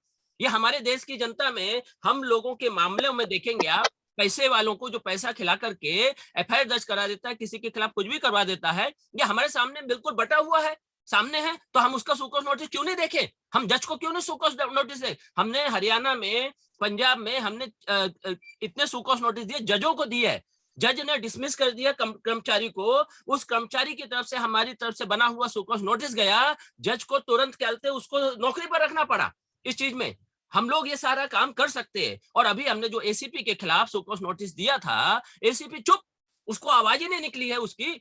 और उसके बाद फिर हमने एफआईआर करने के लिए मालवनी पुलिस स्टेशन में दिया, जब उसने हमें वो नहीं दिया, 2 रिमाइंडर भी दे दिया हमने, और जब इसने नहीं किया तो हमने अभी यहाँ पर मालवनी पुलिस स्टेशन में एफआईआर करने के लिए 154 में एप्लीकेशन दिया है, उसका स्टेटमेंट भी हो गया है। मगर अभी उसने बहानेबाजी करी कि हमने इस मामले को, ये मामला कांदिवली पुलिस थाने का है इसलिए वहां भेजा है। अरे कांदिवली पुलिस थाने का कैसे हो गया? तो अभी उसको हम लोग एक सुकोस नोटिस आयोग के खिलाफ, कि आयोग ईमानदारी से काम नहीं कर रहा है, उसके ऊपर हम एफआईआर दर्ज करना है हमें, उस मामले में हम लोग जाने वाले हैं, इस मामले में उसको सुकोस नोटिस देने वाले। और अभी जस्ट हमने एमआईडीसी अपने अंधेरी में, एमआईडीसी अंधेरी में जो पीआईओ के खिलाफ एफआईआर दर्ज करने के लिए लेटर दिए थे, और उसका स्टेटमेंट भी हो गया था, उसमें हम लोग गए थे सबके साथ। तो हमें उन लोगों ने एक लेटर दे दिया। क्या लेटर दिया? कि हमने लीगल टीम से पूछा है कि इस मामले में जो भी एफआईआर होगी वो एमआईडीसी वाले करेंगे।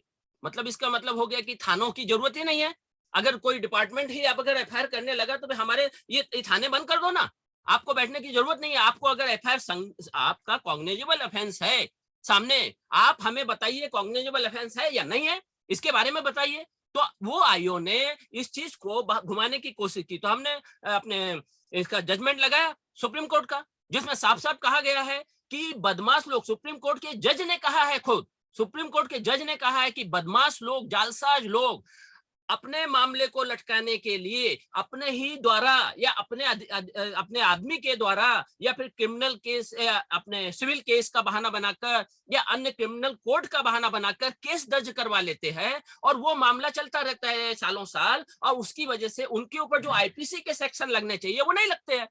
परिणाम क्या होता है? ये बहुत ही बड़ा गलत काम है। ये सुप्रीम कोर्ट के जज ने खुद कहा है, तो वो जजमेंट हमने इसमें लगा के इसको सुकोस नोटिस दिया है आयोग को कि भैया तेरे खिलाफ क्यों नहीं हमें एफआईआर करनी है, बताओ हमें। तो ये वर्ड के साथ हमने भेजा है, उनके कार्टून बनाए, हमने साफ साफ कहा है कि आप जैसे अधिकारियों की वजह से श्रीलंका जैसे हालात हुए हैं। हम बोल नहीं रहे, हम लोगों को लव लेटर लिखते हैं, हम इनको डंडे नहीं मार रहे। अरे आपके बच्चे के साथ बलात्कार, आपकी बच्ची के साथ बलात्कार होता है और आप क्या उसके सामने हाथ जोड़ेंगे? तो हमारा यही कहना है कि हमें थोड़ा मजबूत होना पड़ेगा, थोड़ा कड़क होना पड़ेगा, और कड़क होने के लिए आपके पास संविधान ने पूरे अधिकार दिए हैं। जब डंडा हम मार सकते हैं तो पहले हमें उनको डंडा मारे, हम कोर्ट कचहरी में बाद में जाएं। हमारा ये मकसद होना चाहिए कि नो अपील, ओनली जस्टिस। कैसे? अरे 2 महीने का बच्चा अगर क्या बोलते भूखा रो रहा है, उसकी भूख मिटाने के लिए कौन आएगा? क्या वो बच्चा अपील करने जाएगा? क्या वो बच्चे को मालूम पड़ेगा कि मुझे अभी दादा के पास जाना है, नाना के पास जाना है, या किसके पास जाना है? उस बच्चे को अगर दूध नहीं पिलाया तो कौन बोलेगा? हम जनता बोलेंगी उस माँ से कि कैसी माँ है, कैसी उल्टा माँ है, अपने बच्चे को मार डालेगी, अपने बच्चे को दूध नहीं पिला रही, अपने बच्चे को चुप नहीं करा रही। तो उसी प्रकार से ये जो पुलिस है, ये भी एक माँ का रोल अदा कर रही है। एक गरीब जो है उसको क्या मालूम कि मुझे कहाँ जाना है, कहाँ अपील करनी है, उसके पास पैसा है क्या? तो फिर इनको डंडे मारने में हमें क्या ऐतराज है? जब हमारे को दिखाई दे रहा है इस ऑफिसर ने अपनी ड्यूटी नहीं निभाई है, तो उसके कार्टून बनाओ, उसको डंडे मारो ना। वो श्रीलंका के हालात ही तो कर रहा है ना, जैसा श्रीलंका की हालात हुई है वैसे इन्हीं भ्रष्ट अधिकारियों की वजह से हुई ना। तो हम लोग इतना समझदारी क्यों नहीं दिखा रहे? हम लोग सिर्फ क्या बोलते, चुपचाप लव लेटर, कोर्ट कचहरी यही करने की कोशिश कर रहे हैं। हमें तो कुछ ये करना पड़ेगा ना, हमें अधिकार दे रखा है, बस हाथापाई से नहीं, कलम से चला सकते हैं ना हम। इसमें बिना खर्चे के बड़ी आसानी से काम हो सकता है। सिर्फ आप लोगों की एकजुटता की जरूरत है इस मामले में। तो यही मैं कहना चाहता हूँ, और भी बहुत कुछ है, तो यहाँ पर मैं इतने में ही अपने आप को रोकना पसंद करूंगा। जरूर जरूर शिवनारायण जी, आपसे प्रेरणा लेकर सभी लोग ये करेंगे कि शो कॉज नोटिस दे रादर देन लव लेटर, आपके शब्दों में वो ना दे, और डेफिनेटली इनको अकाउंटेबल ठहराए, उत्तरदेही ठहराए ये चीज में। और जैसे अगर कोई हमें अप्रोच करे तो जरूर आप उनको गाइड कीजिए शो कॉज नोटिस का, या और भी जो लीगल रूट जो लेना है, जरूर आप उसको गाइड कीजिए। और भी कोई किसी को जिसने शिवनारायण जी जैसे कुछ सक्सेस या फेलियर पाया हो आरटीआई में, इंफॉर्मेशन न देने से, एफआईआर न करने से, ऐसा कोई हो तो जरूर आप हाथ ऊंचा कीजिए। नीरज जी आपको अनम्यूट करेंगे। नीरज जी, नाजिर जी को भी अनम्यूट करना है। नाजिर जी ने रिक्वेस्ट किया अनम्यूट करने के लिए। नीरज जी, नीरज। हाँ सर, मैंने अनम्यूट किया उनको। हाँ, नाजिर प्लीज स्पीक। हाँ एक्चुअली है नहीं, वो बाकी एफआईआर के डिस्कशन में हमारा डिस्कशन जो था, actually we let's come back to our discussion ये है कि एफआईआर होना चाहिए कि नहीं। अगर आरटीआई का एक्ट के अंदर अगर किसी ने कुछ नहीं किया है पीआईआर, उसका एफआईआर हो सकता है कि नहीं। और दूसरी बात, सेक्शन 76 एविडेंस एक्ट। तो पहले जो बेचारे जो अभी एक्टिविस्ट है, जो इतने लीगली इन्फॉर्म नहीं है, एक तो जो 76 एविडेंस एक्ट जो है, जो 76 सेक्शन है, वो आरटीआई जैसा आपको फ्रीडम नहीं देता है कि आप एप्लीकेशन अंडर सेक्शन 76 करके आप किसी को, ऑफिसर को दो और उससे इंफॉर्मेशन मांगो। वो ये वाला प्रोविजन नहीं है। तो ये प्लीज समझ ले कि 76 कोर्ट कर सकते हो, वो एक एक्सेप्शनल केसेस में कोर्ट से इंफॉर्मेशन है। और जहां जहां वो जो है उसमें किसी को वो राइट क्या है और कब क्रिएट होता है, तो ये है, तो उसमें जो है वो आरटीआई एक्ट की तरह उसके प्रोविजन नहीं है। प्लीज क्लियर करो। दूसरी बात, ये सब रेस्ट्रिक्शन थे इसीलिए आरटीआई एक्ट आया है। वैसे तो सारे एक्ट्स में ना, जैसे कंपनी एक्ट है, तुम्हारे पब्लिक ट्रस्ट एक्ट है, उसमें सब में इंस्पेक्शन और इसके, लेकिन वो रिजर्वेशन है, उसमें वो ऑफिसर का डिस्क्रेशन है। आरटीआई एक्ट इसलिए आया कि ताकि ये सारी जो रेस्ट्रिक्शंस है निकल जाए। तो देयरफॉर आरटीआई लिखता है, बाकी प्रोविजन जो ओवरराइड करता है। सिर्फ अभी जो हाल ही में ऐसा है कि सिर्फ कोर्ट्स जो है वो आरटीआई को पूरी तरह से नहीं मानते हैं और अलाउ नहीं करते, बाकी सब जगह आरटीआई एप्लीकेबल है। तो इसमें मॉरल ऑफ द स्टोरी क्या, अभी तड़ेकर जी ने बोला, दूसरे एडवोकेट साहब ने बोला, और उसमें एक क्लियर होना चाहिए, आपको टाइम वेस्ट नहीं करना चाहिए इस बात पे कि सिर्फ पीआईओ ने इंफॉर्मेशन नहीं दिया या एफए ने वो ऑर्डर नहीं किया टाइम पे, या गलत ऑर्डर दिया, या फॉल्स और मिसलीडिंग इंफॉर्मेशन दिया, इसलिए एफआईआर नहीं हो सकता है। फॉल्स इंफॉर्मेशन से जब कॉग्निजेबल ऑफेंस निकलता है तो एफआईआर हो सकता है। तो वो फॉल्सिटी जो भी है, वो इवेंट जो है उसमें से कॉग्निजेबल ऑफेंस निकलना चाहिए, तो ही एफआईआर हो सकता है। अब एक बात याद रखो कि राजस्थान का एफआईआर और ये जो एफआईआर अभी जो शिवानंद शर्मा, उसके सर्कमस्टेंसेस पिक्यूलियर है। मैं फिर से रिपीट करूंगा, राजस्थान में गवर्नमेंट ने सर्कुलर निकाला है जिसमें उनको इससे पुलिस को इनफैक्ट इंस्ट्रक्शंस दिए हैं कि इस तरह से एफआईआर हो सकता है। तो वो इसलिए उधर हो रहा है। और यहाँ जो एफआईआर हुआ है उसमें जो इन्फॉर्मेंट है, he is belonging to the particular community, SC ST act. उसमें सेकेंडली ग्राम पंचायत के करप्शन के मैटर्स है, और वो सब बैकग्राउंड में पुलिस ने जो है वो एफआईआर किया है। तो डायरेक्टली आप जो है पीआईओ के अगेंस्ट में नहीं जा सकते for an FIR. So let's be clear about it, वो आप सबको क्लियर होना चाहिए। हाँ, लेकिन जैसा मैंने एक एग्जांपल दिया, जैसे शिवराज शर्मा जी ने मेरे को बताया था कि एक बोल रहा है कि जो इन्फॉर्मेशन उसके पास है, वो बोल रहा है इसके पास है, और अगर वो पब्लिक रिकॉर्ड है, जैसे तलेकर ने जी बोला कि पब्लिक रिकॉर्ड के अंदर वो नहीं दे रहा है, तो then it becomes a different story. तो वो जो है वो कहानी अलग हो जाएगी। और दूसरी बात, हम लोग जजमेंट्स के बारे में बोलते हैं, तो ये याद रखना चाहिए कि जजमेंट्स ऑपोजिट साइड के भी बहुत है। अभी बहुत से लोग सिविल मैटर को क्रिमिनल मैटर में कन्वर्ट करने की कोशिश करते हैं और उसमें फॉल्स एफआईआर होते हैं। तो इसमें भी बहुत सारे जजमेंट्स है सुप्रीम कोर्ट के जिसमें बोला गया है कि भाई सिविल मैटर में पुलिस ने इंटरफियर नहीं करना चाहिए। तो वो जो लाइन बहुत थिन है उसका डिस्टिंक्शन कि क्या सिविल है और क्या क्रिमिनल होना चाहिए, ये उस टाइम पे वो ऑफिसर का डिस्क्रेशन है। तो अभी जैसा हम लोग इंसिस्ट करते हैं कि एक टाइप का जजमेंट है तो दूसरी तरफ भी जजमेंट है, इसको पुलिस को जो है बैलेंस करना है। पुलिस अपना काम नहीं कर रही और जो जो चल रहा है करप्शन वगैरह वो अपनी जगह है, लेकिन लीगली स्पीकिंग तो पुलिस को वहाँ जो है उसको डिस्क्रेशन उसको बहुत उसके लिए क्रिटिकल है कि ये सिविल मैटर है कि ये क्रिमिनल मैटर है। हाँ, आउटराइट जो क्रिमिनल ऑफेंसेस है उसमें ये सब चीजें नहीं आती है, लेकिन जैसे आरटीआई में से कुछ निकाला वो सब वो जो है उसमें उनको ये जज करना और ये कंक्लूजन पे पहुंचना कि भाई ये क्रिमिनल मैटर है, ये इतना इजी नहीं है। तो इसके लिए आउटराइट आईपीसी या दूसरे एक्ट जिसमें पिनल ऑफेंसेस बनते हैं और वो आरटीआई एक्ट के आपको मालूम पड़ता है आरटीआई एक्ट के थ्रू, या उसमें जो है इंफॉर्मेशन दी नहीं जाती है तो उसका सहारा लेके उसका बेस बना के आपका एफआईआर हो सकता है, तो उसमें इन्वेस्टिगेशन हो सकती है। बाकी 156(3) और 154(3) के बारे में मैं नहीं बोलूंगा कि वो अपना वो इस तरह का डिस्कशन नहीं, उसके लिए अलग से हमको डिस्कशन करना पड़ेगा। So that is the moral of the story कि आप टाइम ना वेस्ट करें, सिर्फ आरटीआई एक्ट के कंप्लायंस नहीं हुआ इसलिए एफआईआर के लिए आप प्लीज, वो आपका टाइम वेस्ट होगा। हाँ, लेकिन कॉग्निजेबल ऑफेंस उसमें से निकलता है तो वो डेफिनेटली उसमें ऑफेंस हो सकता है। इसलिए मैंने पहले एक एग्जांपल दिया। अब जैसे सैंक्शन फॉर प्रोसिक्यूशन एक केस अभी बहुत वो सेलिब्रेटेड केस है कि उसमें इनकम टैक्स ऑफिसर्स ने एक जगह रेड मार दिया और रेड मारते वक्त किसी को तो इंजरी हो गई, तो इंजरी हुई तो उस पर ऑफेंस रजिस्टर होना ही नहीं चाहिए था, ये केस था।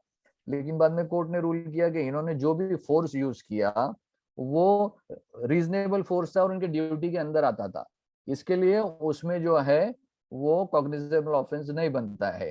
तो इसी तरह आरटीआई में वो इंफॉर्मेशन नहीं दे रहा है, उसने अपना डिस्क्रेशन यूज किया है, एग्जेम्पशन क्लॉज यूज किया है, या उसने मालाफाइड बैड फेथ में भी कुछ किया है, नहीं दे रहा है इंफॉर्मेशन, तो उस पर एफआईआर नहीं हो सकता है। It is purely a civil matter. RTI act के आपको प्रोविजंस यूज करने चाहिए फाइनल सेक्शन 18 तक।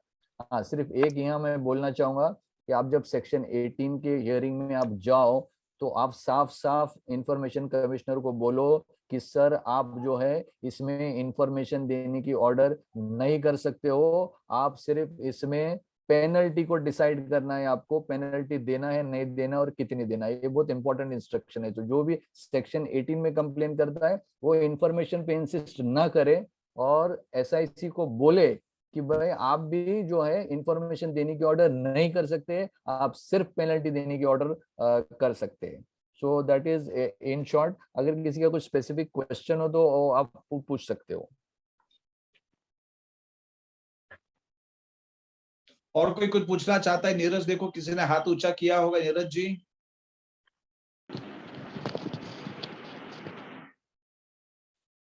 जी, सभी लोगों को नमस्कार।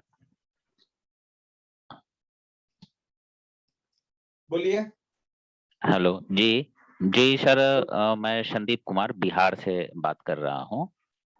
एक्चुअली सर, हम लोगों को ये क्लियर नहीं हो पाता है कि किन केस में एफआईआर लॉज हो सकता है पीआईओ के अगेंस्ट और किस केस में नहीं हो सकता है। जैसे कई बार पीआईओ यहाँ पे जानबूझ के इंफॉर्मेशन को डिले करते हैं, फर्स्ट अपील ऑर्डर हो जाता है उसके बाद इंफॉर्मेशन प्रोवाइड करते हैं। हाँ जी। तो उस केस में क्या एफआईआर लॉज नहीं करा सकते हम लोग? Yeah, can I answer this question? Yeah, sir, please go ahead. हाँ, बोलिए। हाँ, ये ऐसा है ना, अभी आपने जो सवाल किया कि किसी ने वो इंफॉर्मेशन नहीं दे रहा है, जानबूझ के नहीं दे रहा है। अब मैं एक एग्जांपल देता हूँ कि मैं एक कंप्लेनेंट हूँ एक मैटर में, मेरे को लगा कि ये मैटर में जो है कुछ करप्शन हुआ है, गलत हुआ है, इलीगल हुआ है, और उसको मैं परस्यू कर रहा हूँ आरटीआई के अंदर। और ये जो पीआईओ जो है, समझो उसने मेरे को इंफॉर्मेशन डिनाई कर दिया, एग्जेम्पशन क्लॉज दिए बगैर अगर वो डिनाई कर रहा है, इसका मतलब है कि प्रामा फेशी जो है क्या बोलते हैं उसको, जो क्या दिखाई दे रहा है कि कुछ चीज हुई है इलीगल, वो इसको छुपाने की कोशिश कर रहा है। अगर वो इलीगल चीज जो हुई है वो अगर फोर्जरी है या उसमें आईपीसी के कोई भी डॉक्यूमेंट्स रिलेटेड जो ऑफेंस आता है, तो उधर जो है एक प्रामा फेशी केस बन जाता है कि भाई आपको मालूम है कि ये इंफॉर्मेशन इसलिए छुपाया जा रहा है क्योंकि इसमें जो है इलीगैलिटी हुई है। तो वो इलीगैलिटी अगर एक कॉग्निजेबल ऑफेंस बनती है, उसमें फोर्जरी है, बाकी कुछ भी है, तो उसमें जो है आरटीआई का आप सहारा लेके एफआईआर के लिए जा सकते हैं कि इसमें इन्वेस्टिगेशन हो। अब इसमें कम से कम प्रिलिमिनरी इंक्वायरी करना ही पड़ेंगे उनको कि भाई ये जो इन्फॉर्मेशन है और ये बोल रहा है कि इसमें इलीगैलिटी हुई है कि नहीं है, तो वो डॉक्यूमेंट पुलिस को चेक करना पड़ेंगे। उसमें उनको प्रामा फेशी उसका स्टेटमेंट लेना पड़ेगा या प्राइमरी प्रिलिमिनरी इंक्वायरी करना पड़ेगी कि सही में ऐसा कुछ है क्या, तो वहां पे केस बनता है। तो बोलने की बात फिर से मैं रिपीट करूंगा कि उसमें तभी केस हो सकता है जब मैंने आपको एग्जांपल दिया कि वो जो छुपा रहा है इंफॉर्मेशन या उसने गलत तरीके से इंफॉर्मेशन नहीं देना चाह रहा है, उसका इंटेंशन नहीं है, वो इसलिए है क्योंकि वो जो इवेंट है या वो जो डॉक्यूमेंट्स है उसमें से इलीगैलिटी ऐसी बाहर आ रही है जिसमें से क्रिमिनल कॉग्निजिबिलिटी हो सकती है। That is it. Okay, Talekar जी आप कुछ कहना चाहोगे? हाँ, यस।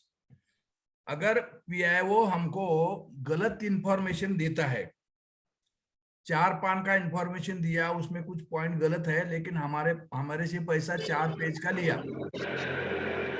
तो गलत इंफॉर्मेशन दे के पैसा लिया, तो मुझे मेरा इंडिविजुअल ओपिनियन है कि वो इट विल कम अंडर 420। गलत इंफॉर्मेशन दे के पैसा देने को इंड्यूस किया तो ये 420 में आएगा। और गलत information 167 of IPC, frame incorrect document, और गलत डॉक्यूमेंट इनकरेक्ट, उसमें वर्ड यूज किया हुआ है इनकरेक्ट, तो हम जहां करेक्ट क्या है हमको मालूम है और वो इनकरेक्ट दे रहा है, तो उसके बारे में हम 167 के अंदर एफआईआर कर सकते हैं। लेकिन हम जो एक्टिविस्ट है आरटीआई के, इसमें से मेजॉरिटी नॉन पुलिस वाले हैं, तो उनको पुलिस एक्ट या प्रोसीजर के बारे में और थोड़ा स्टडी इंक्रीज करना पड़ेगा। और जो भी कानून में वायलेशन है, आरटीआई हो या कोई भी हो, वायलेशन है तो वहां 166 का यूज करना ही चाहिए। आपको अगर सिचुएशन चेंज करने की कोशिश करने का है तो आपको पिनल ऑफेंस का सहारा लेना ही पड़ेगा। खाली आरटीआई से हमको अभी कितना 2005 से 15 साल हो गए, लेकिन फिर भी हम we are under impression that this act is failing. तो ये क्यों है? तो हम आईपीसी का यूज नहीं कर रहे हैं। कोई भी वायलेशन 30 डेज में इंफॉर्मेशन नहीं दिया, ये भी 166 के अंदर आता है, वायलेशन ऑफ द एक्ट, ये भी उसमें आता है। गलत इंफॉर्मेशन दिया वो भी वो 420 में आता है। इनकरेक्ट डॉक्यूमेंट दिया 167 में आता है। लेकिन हमको ये डेयरिंग करके यूज करना चाहिए। और ये जो करना है वो खाली पुलिस के साथ कर सकते हैं, पुलिस के पास कर सकते हैं, हम कोर्ट में जा सकते हैं, लेकिन टाइम बहुत जाता है कोर्ट में। अपना फाइल बोर्ड पे आने के लिए 2-4 साल भी लगते हैं, लेकिन पुलिस में जाने के बाद तुरंत ही कानून ऐसा है 154, 155 immediate registration is compulsory.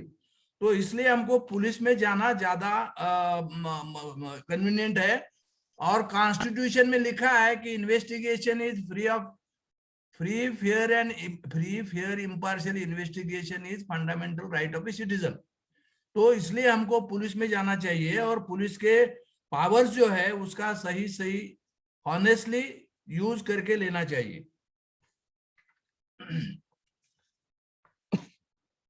Okay, और किसी को अपना एक्सपीरियंस कोई कहना है? किसी को पुलिस ने एफआईआर नहीं ली या ली, ऐसे कोई एक्सपीरियंस होगा तो जरूर बोलिए। नाजिर साहब ने अभी एविडेंस एक्ट 76 का कुछ ये किया था, तो वो 76 सेक्शन क्या है? Every public officer having custody of the public document which any person has right to inspect shall give that person on demand a copy of on payment of the legal fees together with a certificate written on the foot that this is true copy of that document। Public document का copy देना चाहिए, ये mandatory है public servant के ऊपर 76 में। लेकिन violation of this section किधर पिनल नहीं है, तो फिर हमको 166 में जाना पड़ेगा, वो एनसी मैटर है। तो आरटीआई के अंदर ये 76 एविडेंस एक्ट का हमको यूज करने का है, तो ये एनसी है, लेकिन कर सकते हैं, हमको पब्लिक डॉक्यूमेंट का कॉपी लेने का राइट है वो 76 में। तो वो भी यूज कर सकते हैं। लेकिन हमने अभी कोशिश करके आईपीसी और ऑफेंस रजिस्टर करने का, एनसी हो या कॉग्निजेबल हो, ऑफेंस रजिस्टर करने की कोशिश करनी चाहिए। एनसी ऑफेंस को बिल्कुल इंपॉर्टेंस नहीं है, ऐसा बिल्कुल नहीं है। 166 में 1 ईयर का पनिशमेंट है। पब्लिक सर्वेंट के लिए 1 ईयर पनिशमेंट इज बहुत बड़ा ये है, पॉइंट है, उसका सर्विस जा सकता है उसके अंदर। तो 166 एनसी है, फिर भी हम उसका यूज कर सकते हैं। तो कोशिश करना चाहिए हमारे में से जो भी ये आरटीआई एक्टिविस्ट है, कोशिश करना चाहिए। ओके। तलेकर जी, आपने शायद कहा था कि भाई किसी को ये ऐसे टाइप के केस के डाउट है फाइलिंग के लिए कि भाई ये वर्थ वाइल क्या, कितना होगा ये पुलिस स्टेशन जाना और मेहनत करनी, तो आप उनको जरूर गाइड कर सकेंगे तलेकर जी? बिल्कुल बिल्कुल बिल्कुल बिल्कुल, वेरी नाइस, बिल्कुल। और ये एफआईआर का फॉर्म जो है, बहुत सारे लोगों को कंफ्यूजन होता है कि एफआईआर कैसे लिखे। तो गूगल में सर्च किया 154 या 7 इंटीग्रेटेड फॉर्म्स, ऐसा सर्च किया तो पहला ही फॉर्म है 154 का, कंप्लेंट का फॉर्म है। उसमें खाली point number 1, point number 2, point number 6, point number 7 और पॉइंट नंबर 12, इतना ही हमको फिल करने का है। बाकी कुछ ज्यादा दिमाग लगाने की जरूरत नहीं है। और वो फाइल हर एक कंप्यूटर में या मोबाइल में भी अवेलेबल है। तो एफआईआर का फॉर्म सेम यूज कीजिए। एफआईआर लिखने के बारे में बहुत सारे लोगों को कुछ प्रॉब्लम आता है, तो अभी ये फॉर्म यूज करेंगे तो आपका काम आसान हो जाएगा। और एक बॉम्बे का एक केस बताना चाहता हूं मैं आखिरी में।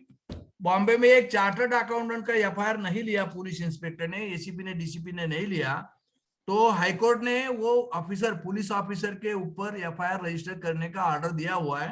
ये जजमेंट बहुत ही इंपॉर्टेंट है हम सब लोगों के लिए। वो टाइटल बताता हूं मैं, सुधीर होरा वर्सेस कमिश्नर ऑफ पुलिस, ये टाइटल है उस केस का। उसका डेट है 16 जनवरी 2004, बॉम्बे हाईकोर्ट का केस है। तो उसमें कमिश्नर को हाईकोर्ट ने ऑर्डर दिया है कि वो इंस्पेक्टर के खिलाफ एफआईआर रजिस्टर करे, क्योंकि उसने एफआईआर रजिस्टर करने में किया नहीं है, रिफ्यूज किया है। तो ये कोई भी केस के लिए पुलिस अगर रिफ्यूज करती है तो ये जजमेंट हमको काम आएगा।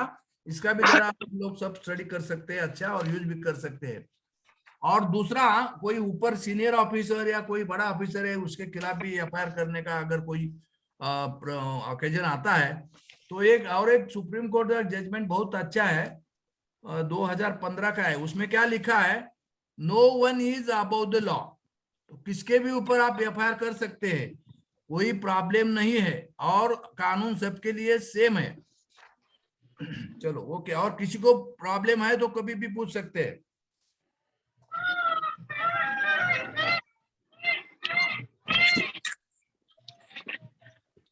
अपन आज की चर्चा का जो टॉपिक था वो था कि एफआईआर अगर आरटीआई के कंसर्न में और 76 इंडियन एविडेंस एक्ट के कंसर्न में कैसे किया जाए। हालांकि बहुत माइन्यूटली मैंने पिछले वेबिनार में कहने की कोशिश की, और इसमें भी अपन उसके बारे में बात कर रहे हैं। देखिए, एक्ट की ही अपन बात कर रहे हैं।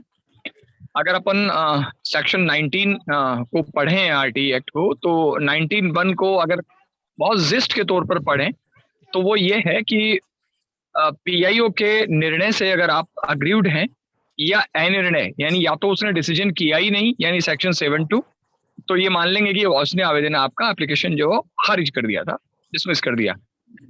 तो आप इस तरह की कंडीशन में फर्स्ट अपील जो है वो दायर करेंगे, फाइल करेंगे। और 19(5) ये प्रोवाइड करता है कि एसपीआईओ ये एक्सप्लेन करेगा अपील के लेवल पर कि उसने आपकी एप्लीकेशन को क्यों खारिज किया था, ये क्यों डिसमिस किया था। सिचुएशन ये रेज होती है कि वो आया या नहीं आया, फर्स्ट अपीलेट अथॉरिटी ने बुलाया तो नहीं आया, तो यहाँ आकर ये क्रिमिनल एक्शन उसके खिलाफ अपने आप आ जाएगा। अगर फर्स्ट अपीलेट अथॉरिटी के ऑर्डर के बावजूद उसने तो भी आईपीसी को इन्वोक करेगा। और फर्स्ट अपीलेट अथॉरिटी के ऊपर, क्योंकि कोड जो है वो अपने आप में बहुत clear, it is very clear कि इन जनरल केसेस जहां थर्ड पार्टी कंसर्न नहीं है, तो वहां 30 डेज में फर्स्ट अपील डिसाइड की जाएगी, और जहां थर्ड पार्टी का concern हो वहां 45 डेज में शैल डिसाइड, मतलब करना ही पड़ेगा।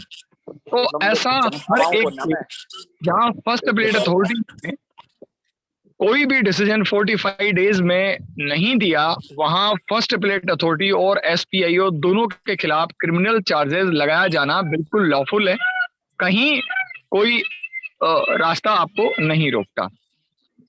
सेक्शन 21 आरटीआई एक्ट को अगर अपन बहुत सरल और भाषा में समझने की कोशिश करें तो केवल तब तक पीआईओ, फर्स्ट अपीलेट अथॉरिटी और इवन सेकंड अपीलेट अथॉरिटी तब तक महफूज है, तब तक सेफ है लॉ से, जब तक वो गुड फेथ में काम कर रहे हैं। और जब गुड फेथ नहीं होता तो एक्ट अपने आप में कह रहा है कि केवल सद्भावपूर्वक की गई कार्रवाई के लिए उनको प्रोटेक्शन हासिल है। लेकिन जहां आपके साथ मेलाफाइड इंटेंशन अगले का प्रूव हो रहा है तो वहां ये एक्ट आपको सेक्शन 21 हो जाती है, यानी आपके खिलाफ कोर्ट फाइल कर सकते हैं। सेक्शन 23 की अगर आप बात करें, सेक्शन 23 ये प्रोवाइड करता है, मैं बहुत क्लियर मेंशन करूं, डिस्पोजल में और ऑर्डर में फर्क है। किसी भी आदेश को केवल आप अपील में चैलेंज कर सकते हैं, ठीक है, लेकिन डिस्पोजल को तो आप चैलेंज दूसरे प्लेटफॉर्म पर भी कर सकते हैं। आदेश हमेशा सीनियर ऑफिसर अपने सबऑर्डिनेट को देता है, यानी आरटीआई के केस में फर्स्ट अपीलेट अथॉरिटी पीआईओ को आदेश देगा या सेकंड अपीलेट अथॉरिटी पीआईओ और एसपीआईओ या सीपीआईओ को आदेश देता है। जहां आपका आवेदन डिस्पोज हो रहा है वहां आवेदन आपका एप्लीकेशन डिस्पोज करते समय जो public information officer disposal report बना रहा है या आपको जो जवाब भेज रहा है वो ऑर्डर नहीं है, यानी सेक्शन 23 तो इस केस में यहाँ आएगा नहीं। अब सवाल ये है कि वो मेलाफाइड है, जस्टिफाइड है या मेलाफाइड है, ये आपको थोड़ा माइन्यूटली देखना पड़ेगा। तो एक बहुत सरल तरीके से के सर ने उसको एक्सप्लेन किया, और मैं आपको एक छोटी सी चीज उसको फिर से अगर कहें कि मैं उसमें से ही निकाल के फिर से उसको एलेबोरेट कराऊं तो वो इतनी सी है कि इनकम्प्लीट इंफॉर्मेशन हो सकती है। जवाब आपने पर्टिकुलर क्लॉज के साथ पर्टिकुलर डिनाइल के लिए सेक्शन आपने कोट किया, जजमेंट कोट किया, आप उसको चैलेंज कर सकते हैं अपील के लेवल पर जहां बिल्कुल वेगी कि आपका आवेदन जो है वो सूचना देना मैं आवश्यक नहीं समझता, मैं खारिज करता हूं, या बिल्कुल ही वो कोई जवाब नहीं दे और फर्स्ट अपील के लेवल के डिस्पोज होने तक भी कोई एक्सप्लेनेशन आप तक नहीं पहुंचे, तो वहां मैं ये मानता हूं कि वहां सेकंड अपील दायर नहीं हो सकती। देखिए सभी साथी आरटीआई एक्ट को जानते हैं, थोड़ा बहुत जो मैं आपको एक्सप्लेन करना चाह रहा हूं वो ये है कि सेक्शन 19(3) अगर आप पढ़ें तो बिल्कुल क्लियर है कि जहां 19(1) के डिसीजन में और 19(2) यानी थर्ड पार्टी ने भी अगर अपील की हो तो 19(1) और 2 के डिसीजन से अगर आप अग्रीव्ड हैं तो आप सेकंड अपील तो फाइल करेंगे।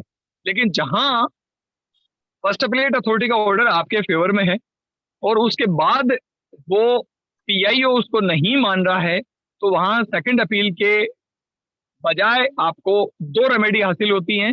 सेक्शन 18 में कंप्लेंट करना सिविल रेमेडी के लिए, और आपके साथ वो मेलाफाइड इंटेंशन के साथ है और लॉ का वायलेशन कर रहा है तो वहां क्रिमिनल केस उसके अगेंस्ट दर्ज करके, और तीसरी रेमेडी उसके खिलाफ ऑफिशियल जो उसका सर्विस रूल्स है उसके अकॉर्डिंग उसके खिलाफ डिपार्टमेंटल इंक्वायरी। मैं 3 चीजों की बात कर रहा हूँ। उसको सिविल पेनल्टी के लिए सेक्शन 18 इन्वोक हो जाएगी, उसको सर्विस रूल्स के वायलेशन के लिए उसके खिलाफ डिपार्टमेंटल एक्शन हो सकता है, और क्रिमिनल केस जो है उसकी रेमेडी भी आपको हासिल है। और सुप्रीम कोर्ट ने इसको टाइमली कई डिसीजन में इस चीज को क्लियर किया है कि आपको एक से अधिक एक्ट्स में या लॉ में अगर रेमेडी हासिल होती है तो आपकी मर्जी है कि आप उनमें से एक रेमेडी लें, 2 रेमेडी लें, या जितनी अवेलेबल हैं वो सारी रेमेडी आप अवेल करें। मैं उसको इसलिए समझाता हूं कि कई सारे लोग जो सेक्शन 76 पर अपन बात कर रहे हैं, राजस्थान में हमने उसको बहुत सारे डिस्ट्रिक्ट में अवॉइड करवाया है कि हमने डॉक्यूमेंट की कॉपी मांगी और हमें कॉपी नहीं मिली है, तो हमने उसको डिस्ट्रिक्ट कंज्यूमर कमीशन में इसके खिलाफ कंप्लेंट फाइल करके और वो डॉक्यूमेंट भी लिए हैं, और डॉक्यूमेंट लेने के साथ उनको पेनलाइज भी कराया है और कंपनसेशन भी लिया है। यानी ये आपका एक सिविल रेमेडी है जो आप कंज्यूमर डिस्ट्रिक्ट कंज्यूमर फॉर्म या कंज्यूमर प्लेटफॉर्म से आप ले सकते हैं। अब कई लोग ये क्वेश्चन रेज कर सकते हैं कि 76 आईए में एप्लीकेशन आपने फाइल किया और आपको कोई रिस्पॉन्स नहीं मिला या डॉक्यूमेंट नहीं मिले, तो आप क्या सिर्फ कंज्यूमर केस दायर कर सकते हैं, कुछ और नहीं कर सकते? तो मैं यहाँ बहुत आपको तीनों रास्ते क्लियर कर देता हूँ। जो नया कंज्यूमर प्रोटेक्शन एक्ट 2019 आया है, उसकी सेक्शन 100 ये प्रोवाइड करती है कि कंज्यूमर प्रोटेक्शन एक्ट किसी भी अदर लॉ में कोई भी रेमेडी हासिल है उसके एडिशन में है, यानी वो ये नहीं रोकता कि आप बाकी सारी रेमेडी नहीं ले सकते। कंज्यूमर प्रोटेक्शन एक्ट ये समझ लें कि पैरेलल चलने वाली एक एक्स्ट्रा रेमेडी है जो आप लेना चाहें या ना लेना चाहे आपकी मर्जी। सवाल ये है कि आपको अगर उसने ये कहा कि ये डॉक्यूमेंट आप निरीक्षण का अधिकार नहीं रखते और आप इसको, इसलिए आपका आवेदन मैंने खारिज किया है, सवाल ये उठता है कि उसने आपके एप्लीकेशन को इस बेस पर रिजेक्ट किया कि सेक्शन 76 की डेफिनेशन में ये है कि क्या आप उसे देखने का अधिकार रखते हैं या नहीं रखते हैं। तो इसके लिए आपको सिविल कोर्ट जाना पड़ सकता है, ये प्रूव करने के लिए कि मैं इसको देखने का हक रखता हूँ। बाकी एक मैं बहुत शॉर्टकट बताता हूँ, भारत के किसी भी कानून से अगर आप ये एस्टेब्लिश कर दें कि मैं इस रिकॉर्ड को देखने का राइट रखता हूं, तो फिर सेक्शन 76 इंडियन एविडेंस एक्ट में भी आपको वो डॉक्यूमेंट देने पड़े। मैं बहुत सरल बात आपको बताऊं कि आपके पास आपके स्टेट इंफॉर्मेशन कमीशन का एक जजमेंट है जो प्रोवाइड कर रहा है कि आप एक कॉलेज के प्रिंसिपल है उसके सर्विस रिकॉर्ड को देख सकते हैं। यानी भारत के एक कानून के अंतर्गत एक आम नागरिक को यह अधिकार दिया गया कि वो उस डॉक्यूमेंट को इंस्पेक्ट कर सकता है। तो ये कानूनन एस्टैब्लिश्ड बात है कि उसको पब्लिक देख सकती है। तो अगर आप इसकी कॉपी, कोई तीसरा आदमी भी अगर उसकी कॉपी मांगेगा और उस डिसीजन की कॉपी लगा दे कि साहब फला नागरिक को ये डॉक्यूमेंट दिखाए गए हैं और मैं भी उसी की तरह एक आम नागरिक हूँ और इसलिए मुझे सेक्शन 76 में इस एप्लीकेशन में डॉक्यूमेंट देने चाहिए, तो आपको वो डॉक्यूमेंट उसे देने पड़ेंगे। यानी आपको सिविल कोर्ट जाने का आपका रास्ता बच जाएगा। कहीं भी कोई भी जजमेंट इस देश की, आप जिस स्टेट में है उसकी हाई कोर्ट्स का, इंफॉर्मेशन कमीशन का, सेंट्रल इंफॉर्मेशन कमीशन का या सुप्रीम कोर्ट की कोई भी नजीर जिसमें ये डिसाइड किया हुआ हो कि इस तरह के नेचर के डॉक्यूमेंट्स को आप देख सकते हैं या वो डॉक्यूमेंट पब्लिक डोमेन में अवेलेबल हैं, यानी जो चीज पब्लिक डोमेन में आ गई उसको आप बिल्कुल देख सकते हैं। और बड़ी खूबसूरत बात बताता हूं मैं, सिविल जो फाइल्स होती हैं उनको डॉक्यूमेंट की नकल लेने का अधिकार आपको न्यायालय भी नहीं देता, लेकिन क्रिमिनल केसेस में सेक्शन 376 यानी रेप के मामले, छेड़छाड़ के मामले, पॉक्सो एक्ट के मामले या 124A के मामले या NSA के मामले, इनके अलावा जो जनरल क्रिमिनल केसेस हैं उनके बारे में एक बड़ी कीमती नजीर है, मैं बार बार उसको कोट करता रहता हूँ। Amanullah versus state of Bihar case 2016 supreme court का जजमेंट, उसमें ऑनरेबल सुप्रीम कोर्ट ने पहली बार बड़ी खूबसूरती से इस चीज को डिसाइड किया कि जो ऑफेंस है वो पर्टिकुलर किसी एक आदमी के अगेंस्ट किया गया रॉन्ग नहीं है, बल्कि टोटल सोसाइटी के अगेंस्ट किया गया रॉन्गफुल डीड है। तो जब कंप्लीट सोसाइटी के अगेंस्ट कोई चीज एविल है तो उसके खिलाफ कोई भी आदमी कोर्ट जा सकता है, क्रिमिनल केस दर्ज कर सकता है। इसको कानून की भाषा में लॉकस स्टेंडाई बोलते हैं, यानी कोर्ट में जाने का अधिकार कौन रखेगा। यानी क्रिमिनल केसेस का रिकॉर्ड आम आदमी किसी भी कोर्ट से कॉपी ले सकता है, चाहे वो उसमें इंटरेस्टेड पार्टी है या नहीं। यानी 76 में अगर आपने कोई डॉक्यूमेंट मांगा और वो किसी क्रिमिनल रिकॉर्ड की फाइल का भाग है तो भी आपको देना पड़ेगा, क्योंकि आप ये एस्टेब्लिश कर सकते हैं कि सर मैं इस डॉक्यूमेंट को अगर कोर्ट से मांगूं तो कोर्ट मुझे दे देगी, यानी मुझे देखने का अधिकार है। तो ये दूसरी रेमेडी हुई, यानी सिविल कोर्ट जाने की जरूरत नहीं है, आप इसे किसी नजीर से भी स्टैब्लिश कर सकते हैं। और तीसरा ये है कि जो लॉ का इंस्ट्रक्शन है कि जिस डॉक्यूमेंट को एक आम नागरिक देख सकता है उसको कॉपी भी ले सकता है, और जब वो इंस्ट्रक्शन ऑफ लॉ को नहीं मानता तो केसर ने जो एक्सप्लेन किया आपको 166 कैपिटल A भी यहाँ आ जाएगी और वहां सेक्शन 188 यानी विधि के किसी विधान का उल्लंघन करना भी अपने आप में अट्रैक्ट हो जाएगा।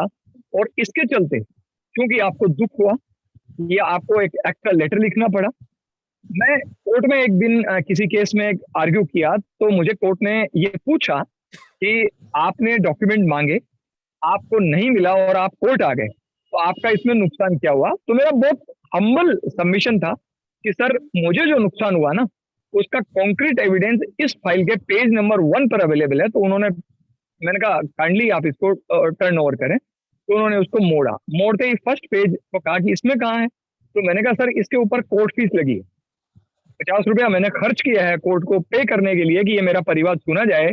अगर ये मुझे डॉक्यूमेंट मिल जाते और अपने ऑफिसर जो है उसका इन्होंने ऑर्डर माना होता फर्स्ट एपेलेट अथॉरिटी का, तो ये 50 रुपए की डाक टिकट मुझे जेब से खर्च नहीं करनी पड़ती, ना कोर्ट में इस फाइल को टाइप करके पेश करना पड़ता और ना ये कोर्ट तक फाइल आती।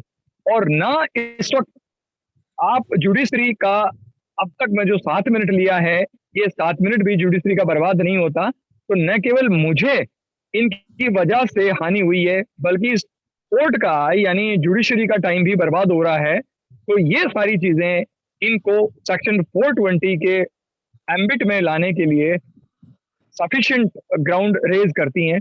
कोर्ट ने हमारा जो सबमिशन था उसको अप्रिशिएट किया और ये चीजें जो है वो अभी 16 तारीख वाले ऑर्डर के लिए ही है। तो यहाँ जो सेक्शन 76 एविडेंस है उसमें आपको ये अगर ये कहें कि बॉटम लाइन पर हैं तो ये 3 रेमेडी आप यहाँ ले सकते हैं। क्योंकि सिविल केसेस बहुत लंबे चलते हैं, तो मैं आप सब लोगों को ये सजेस्ट करूंगा कि जहां कहीं आपके पास कोई साइटेशन, कोई केस रेफरेंस अवेलेबल है, जहां आप जो डॉक्यूमेंट मांग रहे हैं उसके नेचर के डॉक्यूमेंट भारत के किसी भी नागरिक को दिए गए हैं, तो आप सिर्फ उस एक नजीर के चलते ही उस अथॉरिटी को ले सकते हैं। देखिए बड़ी 76 इंडियन एविडेंस एक्ट में बड़ी एक और ब्यूटीफुल चीज है कि सारे स्टेट में आरटीआई एक्ट में जहां पीआईओ अपॉइंट हैं, फर्स्ट एपेलेट अथॉरिटी अपॉइंट हैं और उसके बाद सेकंड एपेलेट अथॉरिटी हैं, ये जो चैनल चलते हैं, 76 एविडेंस एक्ट में एक बड़ी खूबसूरत चीज है कि जो डॉक्यूमेंट जिस पब्लिक सर्वेंट की कस्टडी में है आप आवेदन उसे देंगे। मैं सिंपल बात कह रहा हूं कि भारत के किसी भी थाने में आप सीधे आरटीआई आवेदन नहीं दे सकते, लेकिन सवाल ये उठता है कि क्या किसी थाने में सेक्शन 76 आईए का एप्लीकेशन दे सकते हैं? और कानून उसका जवाब पॉजिटिव में देता है कि बिल्कुल दे सकते हैं, तो क्योंकि कस्टडी में जितनी फाइलें हैं उसकी कॉपी आप उसी से मांगेंगे। बहुत छोटी सी बात है, उसके लिए उसका गैजेटेड होना जरूरी नहीं है और अपने आप में बिल्कुल क्लियर है कि पब्लिक सर्वेंट की कस्टडी में जो डॉक्यूमेंट है वही उसकी कॉपी देगा। तो ना उसमें 6(3) का कोई ट्रांसफर के कोई उसमें कोई प्रोविजन है, तो उसका अगर डूज और डोंट्स दोनों देखें या उसका गुड और बैड दोनों देखें, तो यह है कि आप गलत जगह आवेदन नहीं लगा सकते। आपको पर्टिकुलर ये पता होना चाहिए कि डॉक्यूमेंट इस कंसर्न्ड ऑफिस में अवेलेबल है, आप उसकी जो सर्वोच्च अथॉरिटी है आप उसे आवेदन दे सकते हैं। जैसे पुलिस स्टेशन में जो स्टेशन हाउस ऑफिसर होते हैं वो उस वक्त उसके इंचार्ज होते हैं, तो आप उनको एप्लीकेशन दे सकते हैं। तो ये इसमें एक बड़ी खूबसूरत चीज रही। और दूसरा, आरटीआई में जहां एप्लीकेशन डिस्पोज करने के लिए 30 डेज है और उसके बाद अगर वो नहीं मिलता तो फिर फर्स्ट अपील के लिए आपको 30 डेज, और इनकेस थर्ड पार्टी इन्वॉल्व है तो फिर एडिशनल 15 डेज, यानी 65 डेज तो आपको फर्स्ट अपील के लेवल तक वेट करना पड़ता है। और उसके बाद आप सेकंड अपील दायर करेंगे, फिर उसके नोटिस आना, जब तक ये इतना लंबा चलेगा तब तक तो 76 में आप कंज्यूमर फोरम में इसको आराम से डिस्पोज करवा सकते हैं। अगर बहुत शॉर्ट में मैं कहूँ कि हमारे यहाँ राजस्थान में जो ट्रेंड है वो ये है, कंज्यूमर फोरम में आप परिवाद दायर करें, एडमिट हो जाएगा, एडमिट होने के साथ ही नोटिस जारी हो जाते हैं। और सुप्रीम कोर्ट ने इसको हेल्ड किया हुआ है कि 45 डेज से ज्यादा का टाइम सामने वाली पार्टी को रिस्पॉन्स देने के लिए या उसका जवाब देने के लिए इससे ज्यादा टाइम उसको नहीं मिल सकता। तो यानी जिस दिन नोटिस इशू होके उसको मिल गया, तामील हो गई, उसके 45 डेज में वो अपना जवाब दाखिल करेगा कि इस मामले में मैंने जो सर्विस में लैकुना क्यों किया या मेरी सर्विस इसमें कम क्यों, डेप्रिसिएशन इन सर्विस क्यों रहा। और उसके बाद आपका एविडेंस का एफिडेविट लगता है और सीधी उसमें आर्ग्यूमेंट होती है। तो ये चीजें काफी फास्ट हैं, आप उसमें डेट ना लेवें और सीधा ही जब उसका जवाब आता है तो जवाब की आप कॉपी दें और अगली डेट पर आप अपना साक्ष्य का शपथ पत्र दें और सीधा उसको आर्ग्यूमेंट के लिए लगा लें। तो अगर ठीक से चलेंगे तो 12 महीने में इस केस को बहुत आसानी से आप डिस्पोज करवा सकते हैं। तो कहीं ज्यादा फास्ट है। दूसरा, आरटीआई एक्ट में जहां पेनल्टी होती है वो पेनल्टी राजकोष में जमा होती है, ट्रेजरी में जमा होती है, आपके हाथ हालांकि एक्ट ये कहता है कि आपको वे नुकसान को भी second appellate authority shell keep in mind, पर वो नहीं रख रहे हैं। यानी आपको फर्स्ट अपील का पैसा लगा, सेकंड अपील का पैसा लगा, आप वहां गए, आपने एडवोकेट किया ना किया, बहुत सारा खर्चा आपका लगा, उसके बाद आपको मिला क्या? इंफॉर्मेशन मिली, पेनलाइज हुआ, राजकोट में चला गया, तो आपके पैसे का नुकसान हुआ, उसका क्या? लेकिन सेक्शन 76 आई में कंज्यूमर फोरम अवार्ड करता है तो पेनलाइज करता है, वो ट्रेजरी में चला जाता है, और जो आपको कंपनसेशन और जो कानूनी जाता है वो आपको निजी तौर पे आपको मिलता है। तो इस तरह से तो थोड़ा ज्यादा मुफीद है। आप, ये आपकी चॉइस है कि आप उसमें से कौन सा एक्शन करना चाहते हैं। हमारे राजस्थान में, मैं थोड़ा सा एलेबोरेट और कर दूं कि इसका ही छोटा भाई और है, जो रेवेन्यू कोर्ट्स हैं, जैसे एसडीएम कोर्ट है या तहसीलदार कोर्ट है, तहसीलदार है, इनमें रेवेन्यू जो डिस्पोज करते हैं राजस्थान में, वहाँ कोपिंग एक्ट है। तो वो कोपिंग एक्ट में भी अगर आपको टाइमली नहीं मिलता तो आप कंज्यूमर फोरम में ला सकते हैं। कोर्ट में भी कोपिंग एक्ट चलता है। कोर्ट में आपने नकल आवेदन दिया, आपको नहीं मिला, तो आप कोर्ट के जो कंसर्न नकल इंचार्ज हैं, आप उनके खिलाफ भी कंज्यूमर फोरम में जा सकते हैं। ग्राम पंचायतों के लिए राजस्थान में राजस्थान पंचायती राज रूल्स बने हुए हैं, उसमें कॉपी लेने का आपको अधिकार दिया गया है, और वो उससे भी ज्यादा तेज है, 76 आईए से भी तेज है, कि 5 रुपया दिया राजस्थान में तो आपको देगा 4 दिन में, 10 रुपया दिया तो आपको तुरंत, यानी आपका एप्लीकेशन देते ही उसकी जिम्मेदारी है कि वो सेम डे आपको वो सारे डॉक्यूमेंट दे। तो ऐसा आपके स्टेट में भी अगर आप थोड़ा सा फाइंड आउट करने की कोशिश करेंगे तो पंचायती राज में तो ऑलमोस्ट सारे जो स्टेट हैं उनमें रूल्स बने हुए हैं। तो राजस्थान जैसे ही रूल्स जो है सिमिलर, उसका नंबर आगे पीछे है, लेकिन आपको पंचायती राज की जो संस्थाएं हैं उनमें उसको मिल जाएगा। जो रेवेन्यू बोर्ड्स हैं या रेवेन्यू कोर्ट्स हैं, इवन डीएम का ऑफिस जो है, उनमें आपको कोपिंग एक्ट उस पर लागू होता है, तो आप वहां ले सकते हैं। और जहां आप कुछ नहीं जानते तो मास्टर स्ट्रोक की तरह 76 आईए जो है वो आपके सामने अवेलेबल है, बट उसकी एक लिमिटेशन है कि उसमें आपको ये एस्टेब्लिश करना पड़ सकता है कि आप उस डॉक्यूमेंट को इंस्पेक्ट करने का राइट रखते हैं। धन्यवाद हेलो जहांगीर जी। हाँ जी। जहांगीर जी, हाँ। किसी को सवाल करना था? हेलो पंडित जी, हाँ पंडित जी अनम्यूट कीजिए अपने आप को। हाँ बोलिए पंडित जी, हाँ बोलिए। जी नमस्कार सर। हेलो बोलिए, नमस्कार। हाँ बोलिए जी सर।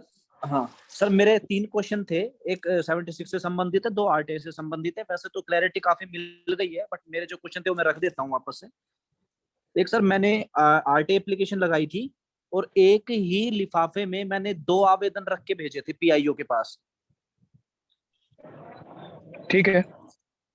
तो सर उसमें से मेरे को एक में रिप्लाई आया, मतलब उसमें 63 का इंटीमेशन आया मेरे को कि आपका आवेदन हमने नीचे भेज दिया है ब्लॉक एजुकेशनल ऑफिसर को। एक्चुअली मैंने डीओ को लगाई थी, तो उसने बीओ को नीचे भेज दिया।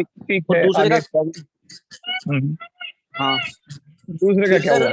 इंटीमेशन के बाद कोई रिप्लाई नहीं आया, तो फिर मैंने फर्स्ट अपील लगाई। आफ्टर मतलब 40 डेज लगाई, 5-7 दिन मैंने एक्स्ट्रा भी काउंट कर लिए कि हो सकता है लेटर उनके पास पहुंचा हो, तब से काउंट कर रहे हो अपने 30 डेज।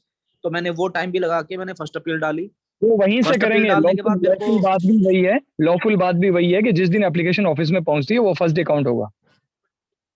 ओके ठीक है, तो उस हिसाब से मैंने फिर सही भेजा। तो सर फिर मैंने जब फर्स्ट अपील का लगाई तो वहां से फिर इंटीमेशन आया कि इस तारीख को आपका जो है फर्स्ट अपीलेट हियरिंग है। तो सर एक्चुअल में 11 जुलाई को हियरिंग थी और लेटर मेरे को मिला 20 तारीख को, 20 जुलाई को, यानी कि जिस दिन हियरिंग थी उसके 9 या 10 दिन बाद। आप इंक्वायर कर लूं मैं, आपको लेटर बाद में मिला क्या? रजिस्टर्ड डाक से आया है? हाँ सर, डाक से आया था, बाई पोस्ट। डाक पे नंबर लिखे हैं, ट्रैकिंग नंबर आरआर राजस्थान में होते हैं आपके, कोई कंसर्न बिल्कुल सर लिखा है, ट्रैक किया मैंने, स्क्रीनशॉट भी किया है। कब का डिस्पैच किया हुआ है? सर वो 5 तारीख को डिस्पैच किया था, मेरे को 20 को मिला है। 20 को मिला, और हियरिंग कब थी? 11 तारीख को सर।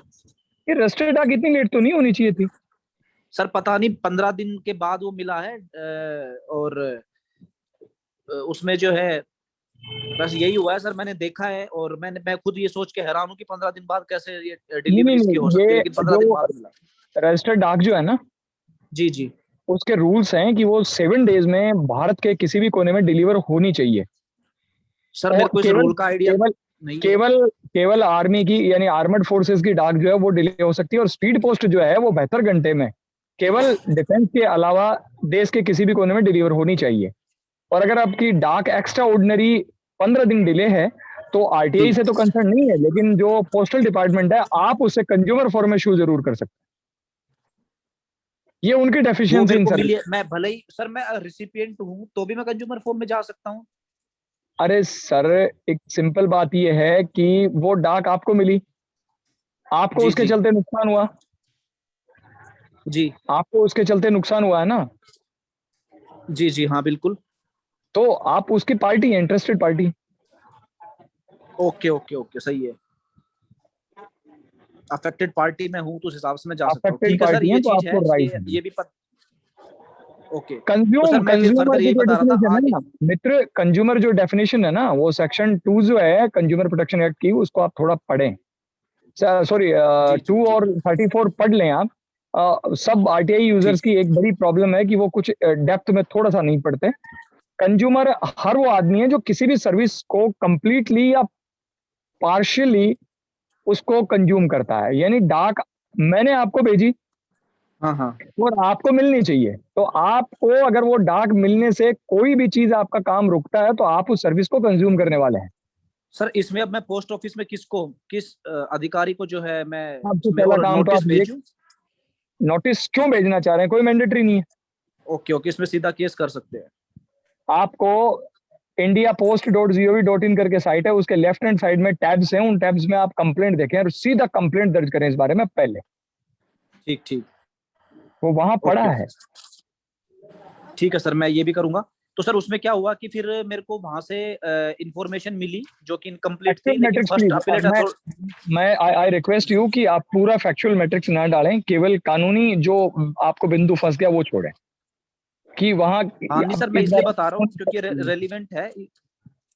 सर अपील डालने के बाद एक तो लेटर रिसीव हुई, दूसरा ये है कि अपील का ऑर्डर नहीं मिला, लेकिन उस अपील में अपील के बाद में जो है मेरे को पीआईओ ने इन्फॉर्मेशन दी इनकम्प्लीट, लेकिन ऑर्डर नहीं मिला, ऑर्डर पास नहीं किया उसने। बात ये है, मैं ये कहना चाह रहा हूँ। ऑर्डर पास नहीं किया तो उसके पास तो अधिकार ही नहीं है ना कि ऑर्डर पास नहीं करे वो। हाँ तो सर ये एक तो यही था पॉइंट कि उसने ऑर्डर आप ही दोनों पास को नहीं किया। दूसरी आप दोनों को शू कर लें। इसमें फर्स्ट अपीलेट अथॉरिटी को भी it is mandatory upon first appellate authority to dispose or to decide your first appeal within 30 days or in case any third party is involved in 45 days. It is mandatory, my dear. तो sir ये consumer court में जाएगा, criminal complaint इसकी करूं मैं, क्या करूं? RTI को बदकिस्मती से आरटीआई एक्ट को सुप्रीम कोर्ट ने कंज्यूमर कोर्ट में जाने के लिए डिनाई कर दिया। अगर आपकी लड़ाई इतनी है कि आप इसे सुप्रीम कोर्ट तक लड़ने के लिए तैयार हैं तो आई शैल हेल्प यू आउट कि कोई भी आदमी पैसा देता है उसके बदले में उसकी सर्विस होनी चाहिए, नहीं मिलती तो आरटीआई को सुप्रीम कोर्ट ने मेरी जो अपनी राय शुमारी है उसमें गलत वार किया कंज्यूमर फॉर्म से। वो एडिशनल आपको राइट होना ही चाहिए। ठीक है, फिलहाल जो लौकिक स्थिति है वो ये है कि आपको कंज्यूमर फोरम आरटीआई एप्लीकेशन को एक्सरसाइज नहीं करेगा, एंटरटेन नहीं करेगा। हेलो, हाँ Tarachand ji, hello sir hello please कहिए। सर मैंने एक आरटीआई डाला हुआ था related to continuation service beyond 3 years, mandatory 3 years and service record मांगा हुआ था, तो मुझे डिनाई किया सेक्शन 8 और 9 में कि पर्सनल इंफॉर्मेशन है, दे नहीं सकते। तो उसका कोई सर्कुलर या कोई ऑर्डर कॉपी कुछ? Chetan Kothari versus CPIO CIC का डिसीजन है एक। MD Panicker versus CPIO decision 2, और राजस्थान में है Muskin Ahmed versus principal of Bagla senior secondary school. फिर है संगीता गोरा बनाम भागुराम गोरा वर्सेस पीआईओ, राजस्थान के हैं 2 जजमेंट, उनमें से इत्तेफाक से 3 में तो जो है आर्गुमेंट ही मेरी की हुई है। तो उसमें ये डिसाइड किया हुआ है सीआईसी द्वारा भी कि पब्लिक सर्वेंट जब पब्लिक सर्विस में आता है तो वो पूरी पब्लिक की सर्विस में आता है और पब्लिक को जानने का बिल्कुल अधिकार है कि जिस डॉक्यूमेंट के थ्रू वो आया है या जो एलिजिबिलिटी वो प्रोड्यूस कर रहा है कि yes I am competent for this post, यानी documents produced at the time of appointment और for the appointment, they are in public domain. आपको वो डॉक्यूमेंट देने ही पड़ेंगे, वो आपकी निजी प्रॉपर्टी नहीं है। मैं एक सिंपल बात कह रहा हूँ कि एक बहुत पर एक law is nothing but common sense my dear. एक आदमी ने सारे डॉक्यूमेंट फर्जी जनरेट कर लिए और वो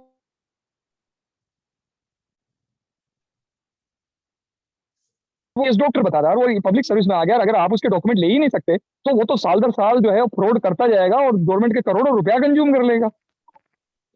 तो उसके डॉक्यूमेंट चेक करने का अधिकार अगर गवर्नमेंट को है तो आम पब्लिक को भी है।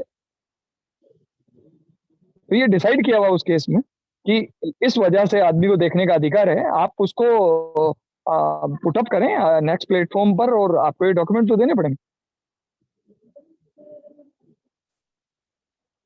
Sir, I believe you want to discuss hello, something. I want clarification. Hello, sir, सुनाई दे रहा है मेरा आवाज? Yeah, we are Nazir ji, we getting. can hear you. हाँ, ताराचंद जी, एडवोकेट ताराचंद जी ना? हेलो, Please, please, हाँ जी, please, हाँ, please continue. आपका ये जो फर्स्ट अपील अगर अलाउ किया है तो is Rajasthan SIC admitting a second appeal? Yeah, they are doing, but I have 3 judgments of Rajasthan Information Commission itself. Ki when your first appeal was admitted, your second appeal will be not registered, or it will be not entertained. It was dismissed on the ground of that. हाँ, लेकिन हाँ यही actually Maharashtra SIC ने भी ये stand लिया जिसमें already मैं नोटिस भेजा हूँ। अभी इसमें जो है नहीं इसमें क्या है वो I don't know why SIC is taking this stand. सवाल ये है कि PIO has an opportunity to go for a second appeal. तो अगर फर्स्ट अपील सेकंड अपील अगर एडमिट नहीं होता है इसका मतलब है he will not get the information because as per Supreme Court 18 में वो इंफॉर्मेशन के ऑर्डर दे ही नहीं सकता है। सर राजस्थान इंफॉर्मेशन कमीशन के सामने भी ये एक बार समस्या आई थी कि आपने फर्स्ट अपील तो एडमिट हो गई और सेकंड अपील दायर कर दी। सेकंड अपील इंफॉर्मेशन नहीं इसके नहीं बात allow see first appeal allow हुआ है। There is an order for information अपन उसकी बात कर रहे हैं। राजस्थान इंफॉर्मेशन कमीशन ने इस चीज को बिल्कुल हेल्ड किया है कि अपने ऑर्डर को कंप्लाइंस कराना तो फर्स्ट अपीलेट अथॉरिटी की ड्यूटी है। मैं अगर किसी को ऑर्डर देता हूं तो मेरा ऑर्डर मनवाना मेरी जिम्मेदारी है और पीआईओ को तो अधिकार ही नहीं है कि वो सेकंड अपील करे। नहीं एक्चुअली सीआईसी का फुल बेंच का डिसीजन है कि PIO has equal right to go for an appeal. So मैंने ये बात पे कंटेंट किया है कि अगर वो अगर नहीं जा रहा है सेकंड अपील पे and if then my right for a second appeal is obstructed इसका मतलब मेरे को इन्फॉर्मेशन नहीं मिला बिकॉज मेरे को सेक्शन 18 में जाना पड़ेगा। अपने कॉमन सेंस में बात कॉमन सेंस पे बात कर रहे हैं सर। नहीं कॉमन सेंस नहीं। PIO can go for a second appeal is a CIC का full bench judgment. There is nothing to stop him. आपके केस में नहीं गया? नहीं मैं मेरा पर्सनल एक्सपीरियंस बता रहा हूं। I am also an advocate. Hello. मैं आपको I am an advocate. मैं जो है SIC ने क्या स्टैंड लिया है महाराष्ट्र के कि if your first appeal is allowed and if information is not given denied after that तो आप फर्स्ट सेकंड अपील भी नहीं आओ आप सेक्शन 18 में आओ। मेरी ओपिनियन ये है सर इस केस में जहां इस तरह की सिचुएशन रेज हो रही है वहां मेरी ओपिनियन ये है कि सेक्शन 18 यहां जब आप एंटरटेन करेंगे तो उसकी प्रेयर में आप ये नहीं मांगेंगे कि मुझे इन्फॉर्मेशन दिलाई जाए। That's what I am trying to say. जिंक्स इधर आ रहा है ना उस पे कैच इधर ही आ रहा है। मैं ये बताने की कोशिश आपकी प्रेयर ये होनी चाहिए कि इन्होंने अपने फर्स्ट अपीलेट अथॉरिटी के ऑर्डर को नहीं माना तो इनको पेनलाइज किया जाए। लेकिन सेक्शन 18 में I can't get the information that is the problem.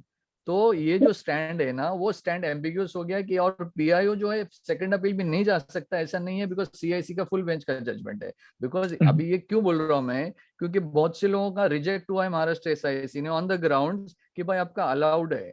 मैं एक कंटेंशन मेरा ये है मेरा आर्ग्यूमेंट ये है कि PI there is nothing to stop the PIO to file a second appeal and if he is not giving the information as well as not filing a second appeal और अगर मैं इधर फर्स्ट अपील सेकंड अपील नहीं file कर रहा तो मेरे को इन्फॉर्मेशन कभी नहीं मिलेगा। So that actually I have challenge. लेकिन मैं खाली राजस्थान का क्या ओपिनियन है एसआईसी का वो मैं जानना चाहता था। Obviously challenge that I am going to challenge before the High Court also that is the difference. because the Supreme Court judgment, I don't remember exactly, it says that 12 the section 18 and section 9(3) remedies are totally different, and nowhere it is keeping a bar on filing a second appeal when your first appeal is allowed. This is according to as per law. बाबा जिसका allow हुआ है वो तो नहीं जाएगा, जिसका allow नहीं हुआ है एग्रीव्ड पार्टी जाएगी। तो पीआईओ अगर एग्रीव पार्टी है तो उसको सेकंड अपील फाइल कर सकता है। ये बात का कंसिडरेशन एसआईसी नहीं किया है, वो बात से मैंने चैलेंज किया है। तो वो हिसाब से मैं आपको पूछ रहा था कि अगर राजस्थान एसआईसी ने भी ये स्टैंड लिया है, so it's a legally tenable stand नहीं है वो। नहीं, बिल्कुल मैं एग्री करता हूँ सर आपकी इस बात से। राजस्थान एसआईसी का तो स्टैंड इसमें यह है कि जहां फर्स्ट अपील आपकी अलाउ हो गई वहां सेकंड अपील तो अलाउ नहीं करेंगे, लेकिन वो फर्स्ट अपील अथॉरिटी को ऑर्डर देते हैं कि अपने ऑर्डर की कंप्लाइंस आप कराएं। हाँ, देन ओके, अगर उसका कंप्लाइंस नहीं होता है, इन केस अगर second appellate first appellate compliance नहीं कर पा रहा है, तो फिर इशू है कि सेकंड अपील के लिए हम लोग whether it will be allowed और नॉट अलाउड, सो वो इशू ओपन रहता है फिर। बिल्कुल ओपन रहता है। That's basically it is non application of mind by the state information commission. Ambiguity तो सर सब जगह है ही, इसीलिए तो हमें ये क्रिमिनल केसेस लॉन्च करने की नौबत आ रही है। हाँ नहीं, वो भी इजी नहीं है। फिर महाराष्ट्र में, राजस्थान, आपके बात से तो ऐसा लग रहा है कि राजस्थान का administration is much better than what we are actually. नहीं, हमने मनवाया है सर, हमने ऐसे बहुत बड़ी मुश्किलों से इस चीज को मनवाया और बहुत डिस्कशन के बाद ये स्टेट मशीनरी के साथ डिस्कशन के बाद ये सब चीजें आई। नहीं, वो कैसे पॉलिटिकल माहौल पे भी डिपेंड करता है। I think Rajasthan is much better then Maharashtra आज की तारीख में, जिस आपके बात से तो लगता है। और anyway you must have worked hard, आपने हार्ड वर्क किया होगा, लेकिन अच्छा सिचुएशन लग रहा है आप लोगों का, हमारे से बहुत अच्छा है। नहीं, हमने 2010 से लॉन्च करना शुरू किया ना सर। अच्छा 2010 में पहली 2009 में एक्चुअली पहली एफआईआर जो आरटीआई के मैटर में लॉन्च की गई थी वो हरियाणा में हुई, राव धनवीर सिंह जी ने किया, और उसके 18 दिन बाद राजस्थान में लॉन्च करवाई। सेम पार्टी थी और फैक्चुअल मैट्रिक्स जो है वो केसेस की दोनों की बिल्कुल बराबर थी। जहां फर्स्ट अपीलेट अथॉरिटी को ऑर्डर को पीआईओ ने माना ही नहीं था, ना कोई सेकंड अपील दायर हुई थी, तो हमने ये कहा कि आप पे मानना मैंडेटरी, और जब आपने माना ही नहीं और बाइंडिंग अपॉन है तो आप लॉ के बियॉन्ड नहीं जा सकते, you are not above the law, तब एफआईआर लॉन्च हुई। ओके, संदीप कुमार जी, आपको कुछ कहना है? जी बोलिए। जी सर, मेरे साथ भी एक अभी इंसिडेंस हुआ है कि मेरी फर्स्ट अपील 6 जुलाई को लगी हुई थी, फर्स्ट अपील का डेट, और उसका लेटर मुझे फर्स्ट अपीलेट अथॉरिटी के तरफ से भेजा गया 21 जुलाई को, जो मेरे को 22 जुलाई को रिसीव हुआ, और जिसकी वजह से मैं रिपीट कब की डेट लगी थी? 6 जुलाई को, 6 जुलाई को, 6 जुलाई की। और लेटर कब डिस्पैच हुआ वहां से? लेटर जो डिस्पैच हुआ वो 21 जुलाई को, और जो कि 22 जुलाई को मुझे रिसीव हुआ है ना। हाँ, रजिस्टर्ड डाक से मैंने सब कुछ डिटेल निकाल के रखा है मैंने। वो ये आईपीसी में आपने सेंड किया, ये आईपीसी में सेक्शन 420 के साथ 466 में आता है, टेम्परिंग ऑफ ऑफिशियल रिकॉर्ड्स, यानी बैक डेटिंग करना, एंटी डेटिंग करना, और उसके बाद उसको लेटर ऑन भेजना ताकि आपको जानबूझकर इंटेंशनली वो हानि पहुंचाए। ऐसा लॉ में परमिटेड नहीं है।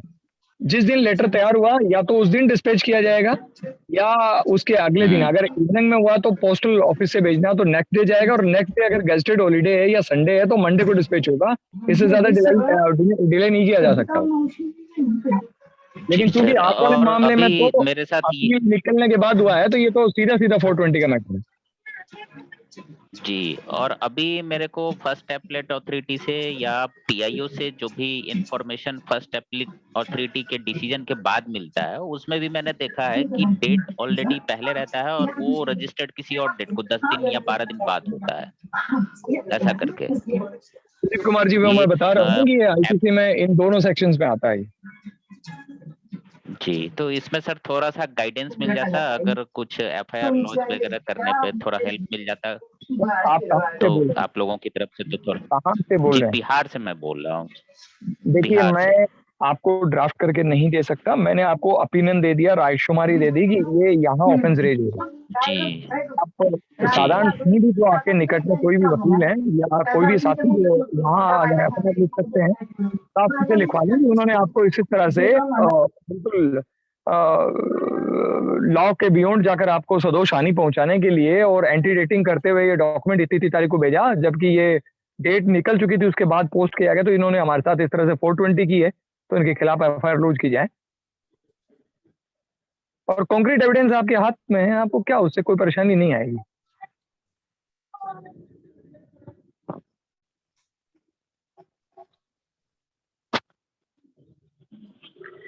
ये sir it's the clock is striking to 9, almost 4 minutes are remaining. So conclusive तौर पर आप एक आध क्वेश्चन जो लेना है वो ले लें please.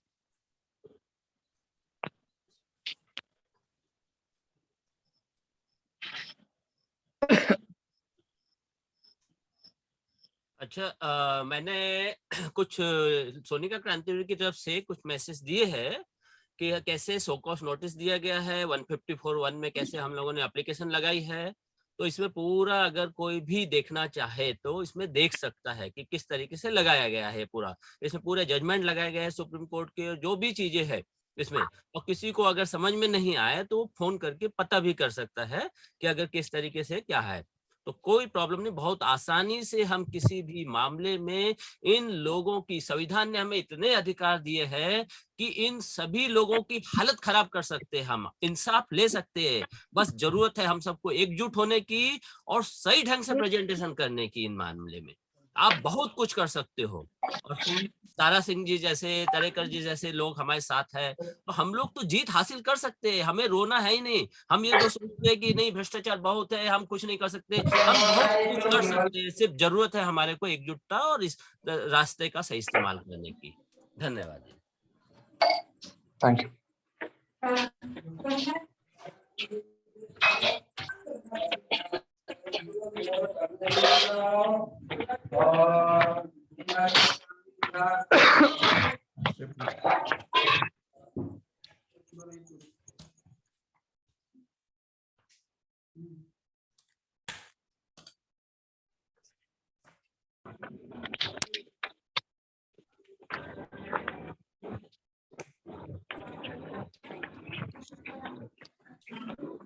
Yes sir, blessing words आप ही कर दें, कंक्लूजन पे हैं अब तो मीटिंग। हाँ, तो thank you very much Nazir ji, Talekar ji, Jahangir ji. It was a very informative webinar today. और मैं ये रखता हूँ कि भाई सभी लोग को इसमें से बेनिफिट मिला होगा। और फ्यूचर में भी अगर सभी को ये इसके फॉलो अप वेबिनार रखना हो तो जरूर हमें संपर्क करें। और पेटिशन ग्रुप के ऊपर भी आपका जो सुझाव है डाल सकते हैं www.petitiongroup.com। तो हमें उसके ऊपर जरूर एक्ट करेंगे। Thank you very much everyone. Tadekar ji, Nazir ji, Shiv Narayan ji और सभी लोग जिसने पार्टिसिपेट किया, धन्यवाद सभी को। Good night. Very good night to all sir. Yes sir, thank you so much Jahangir ji.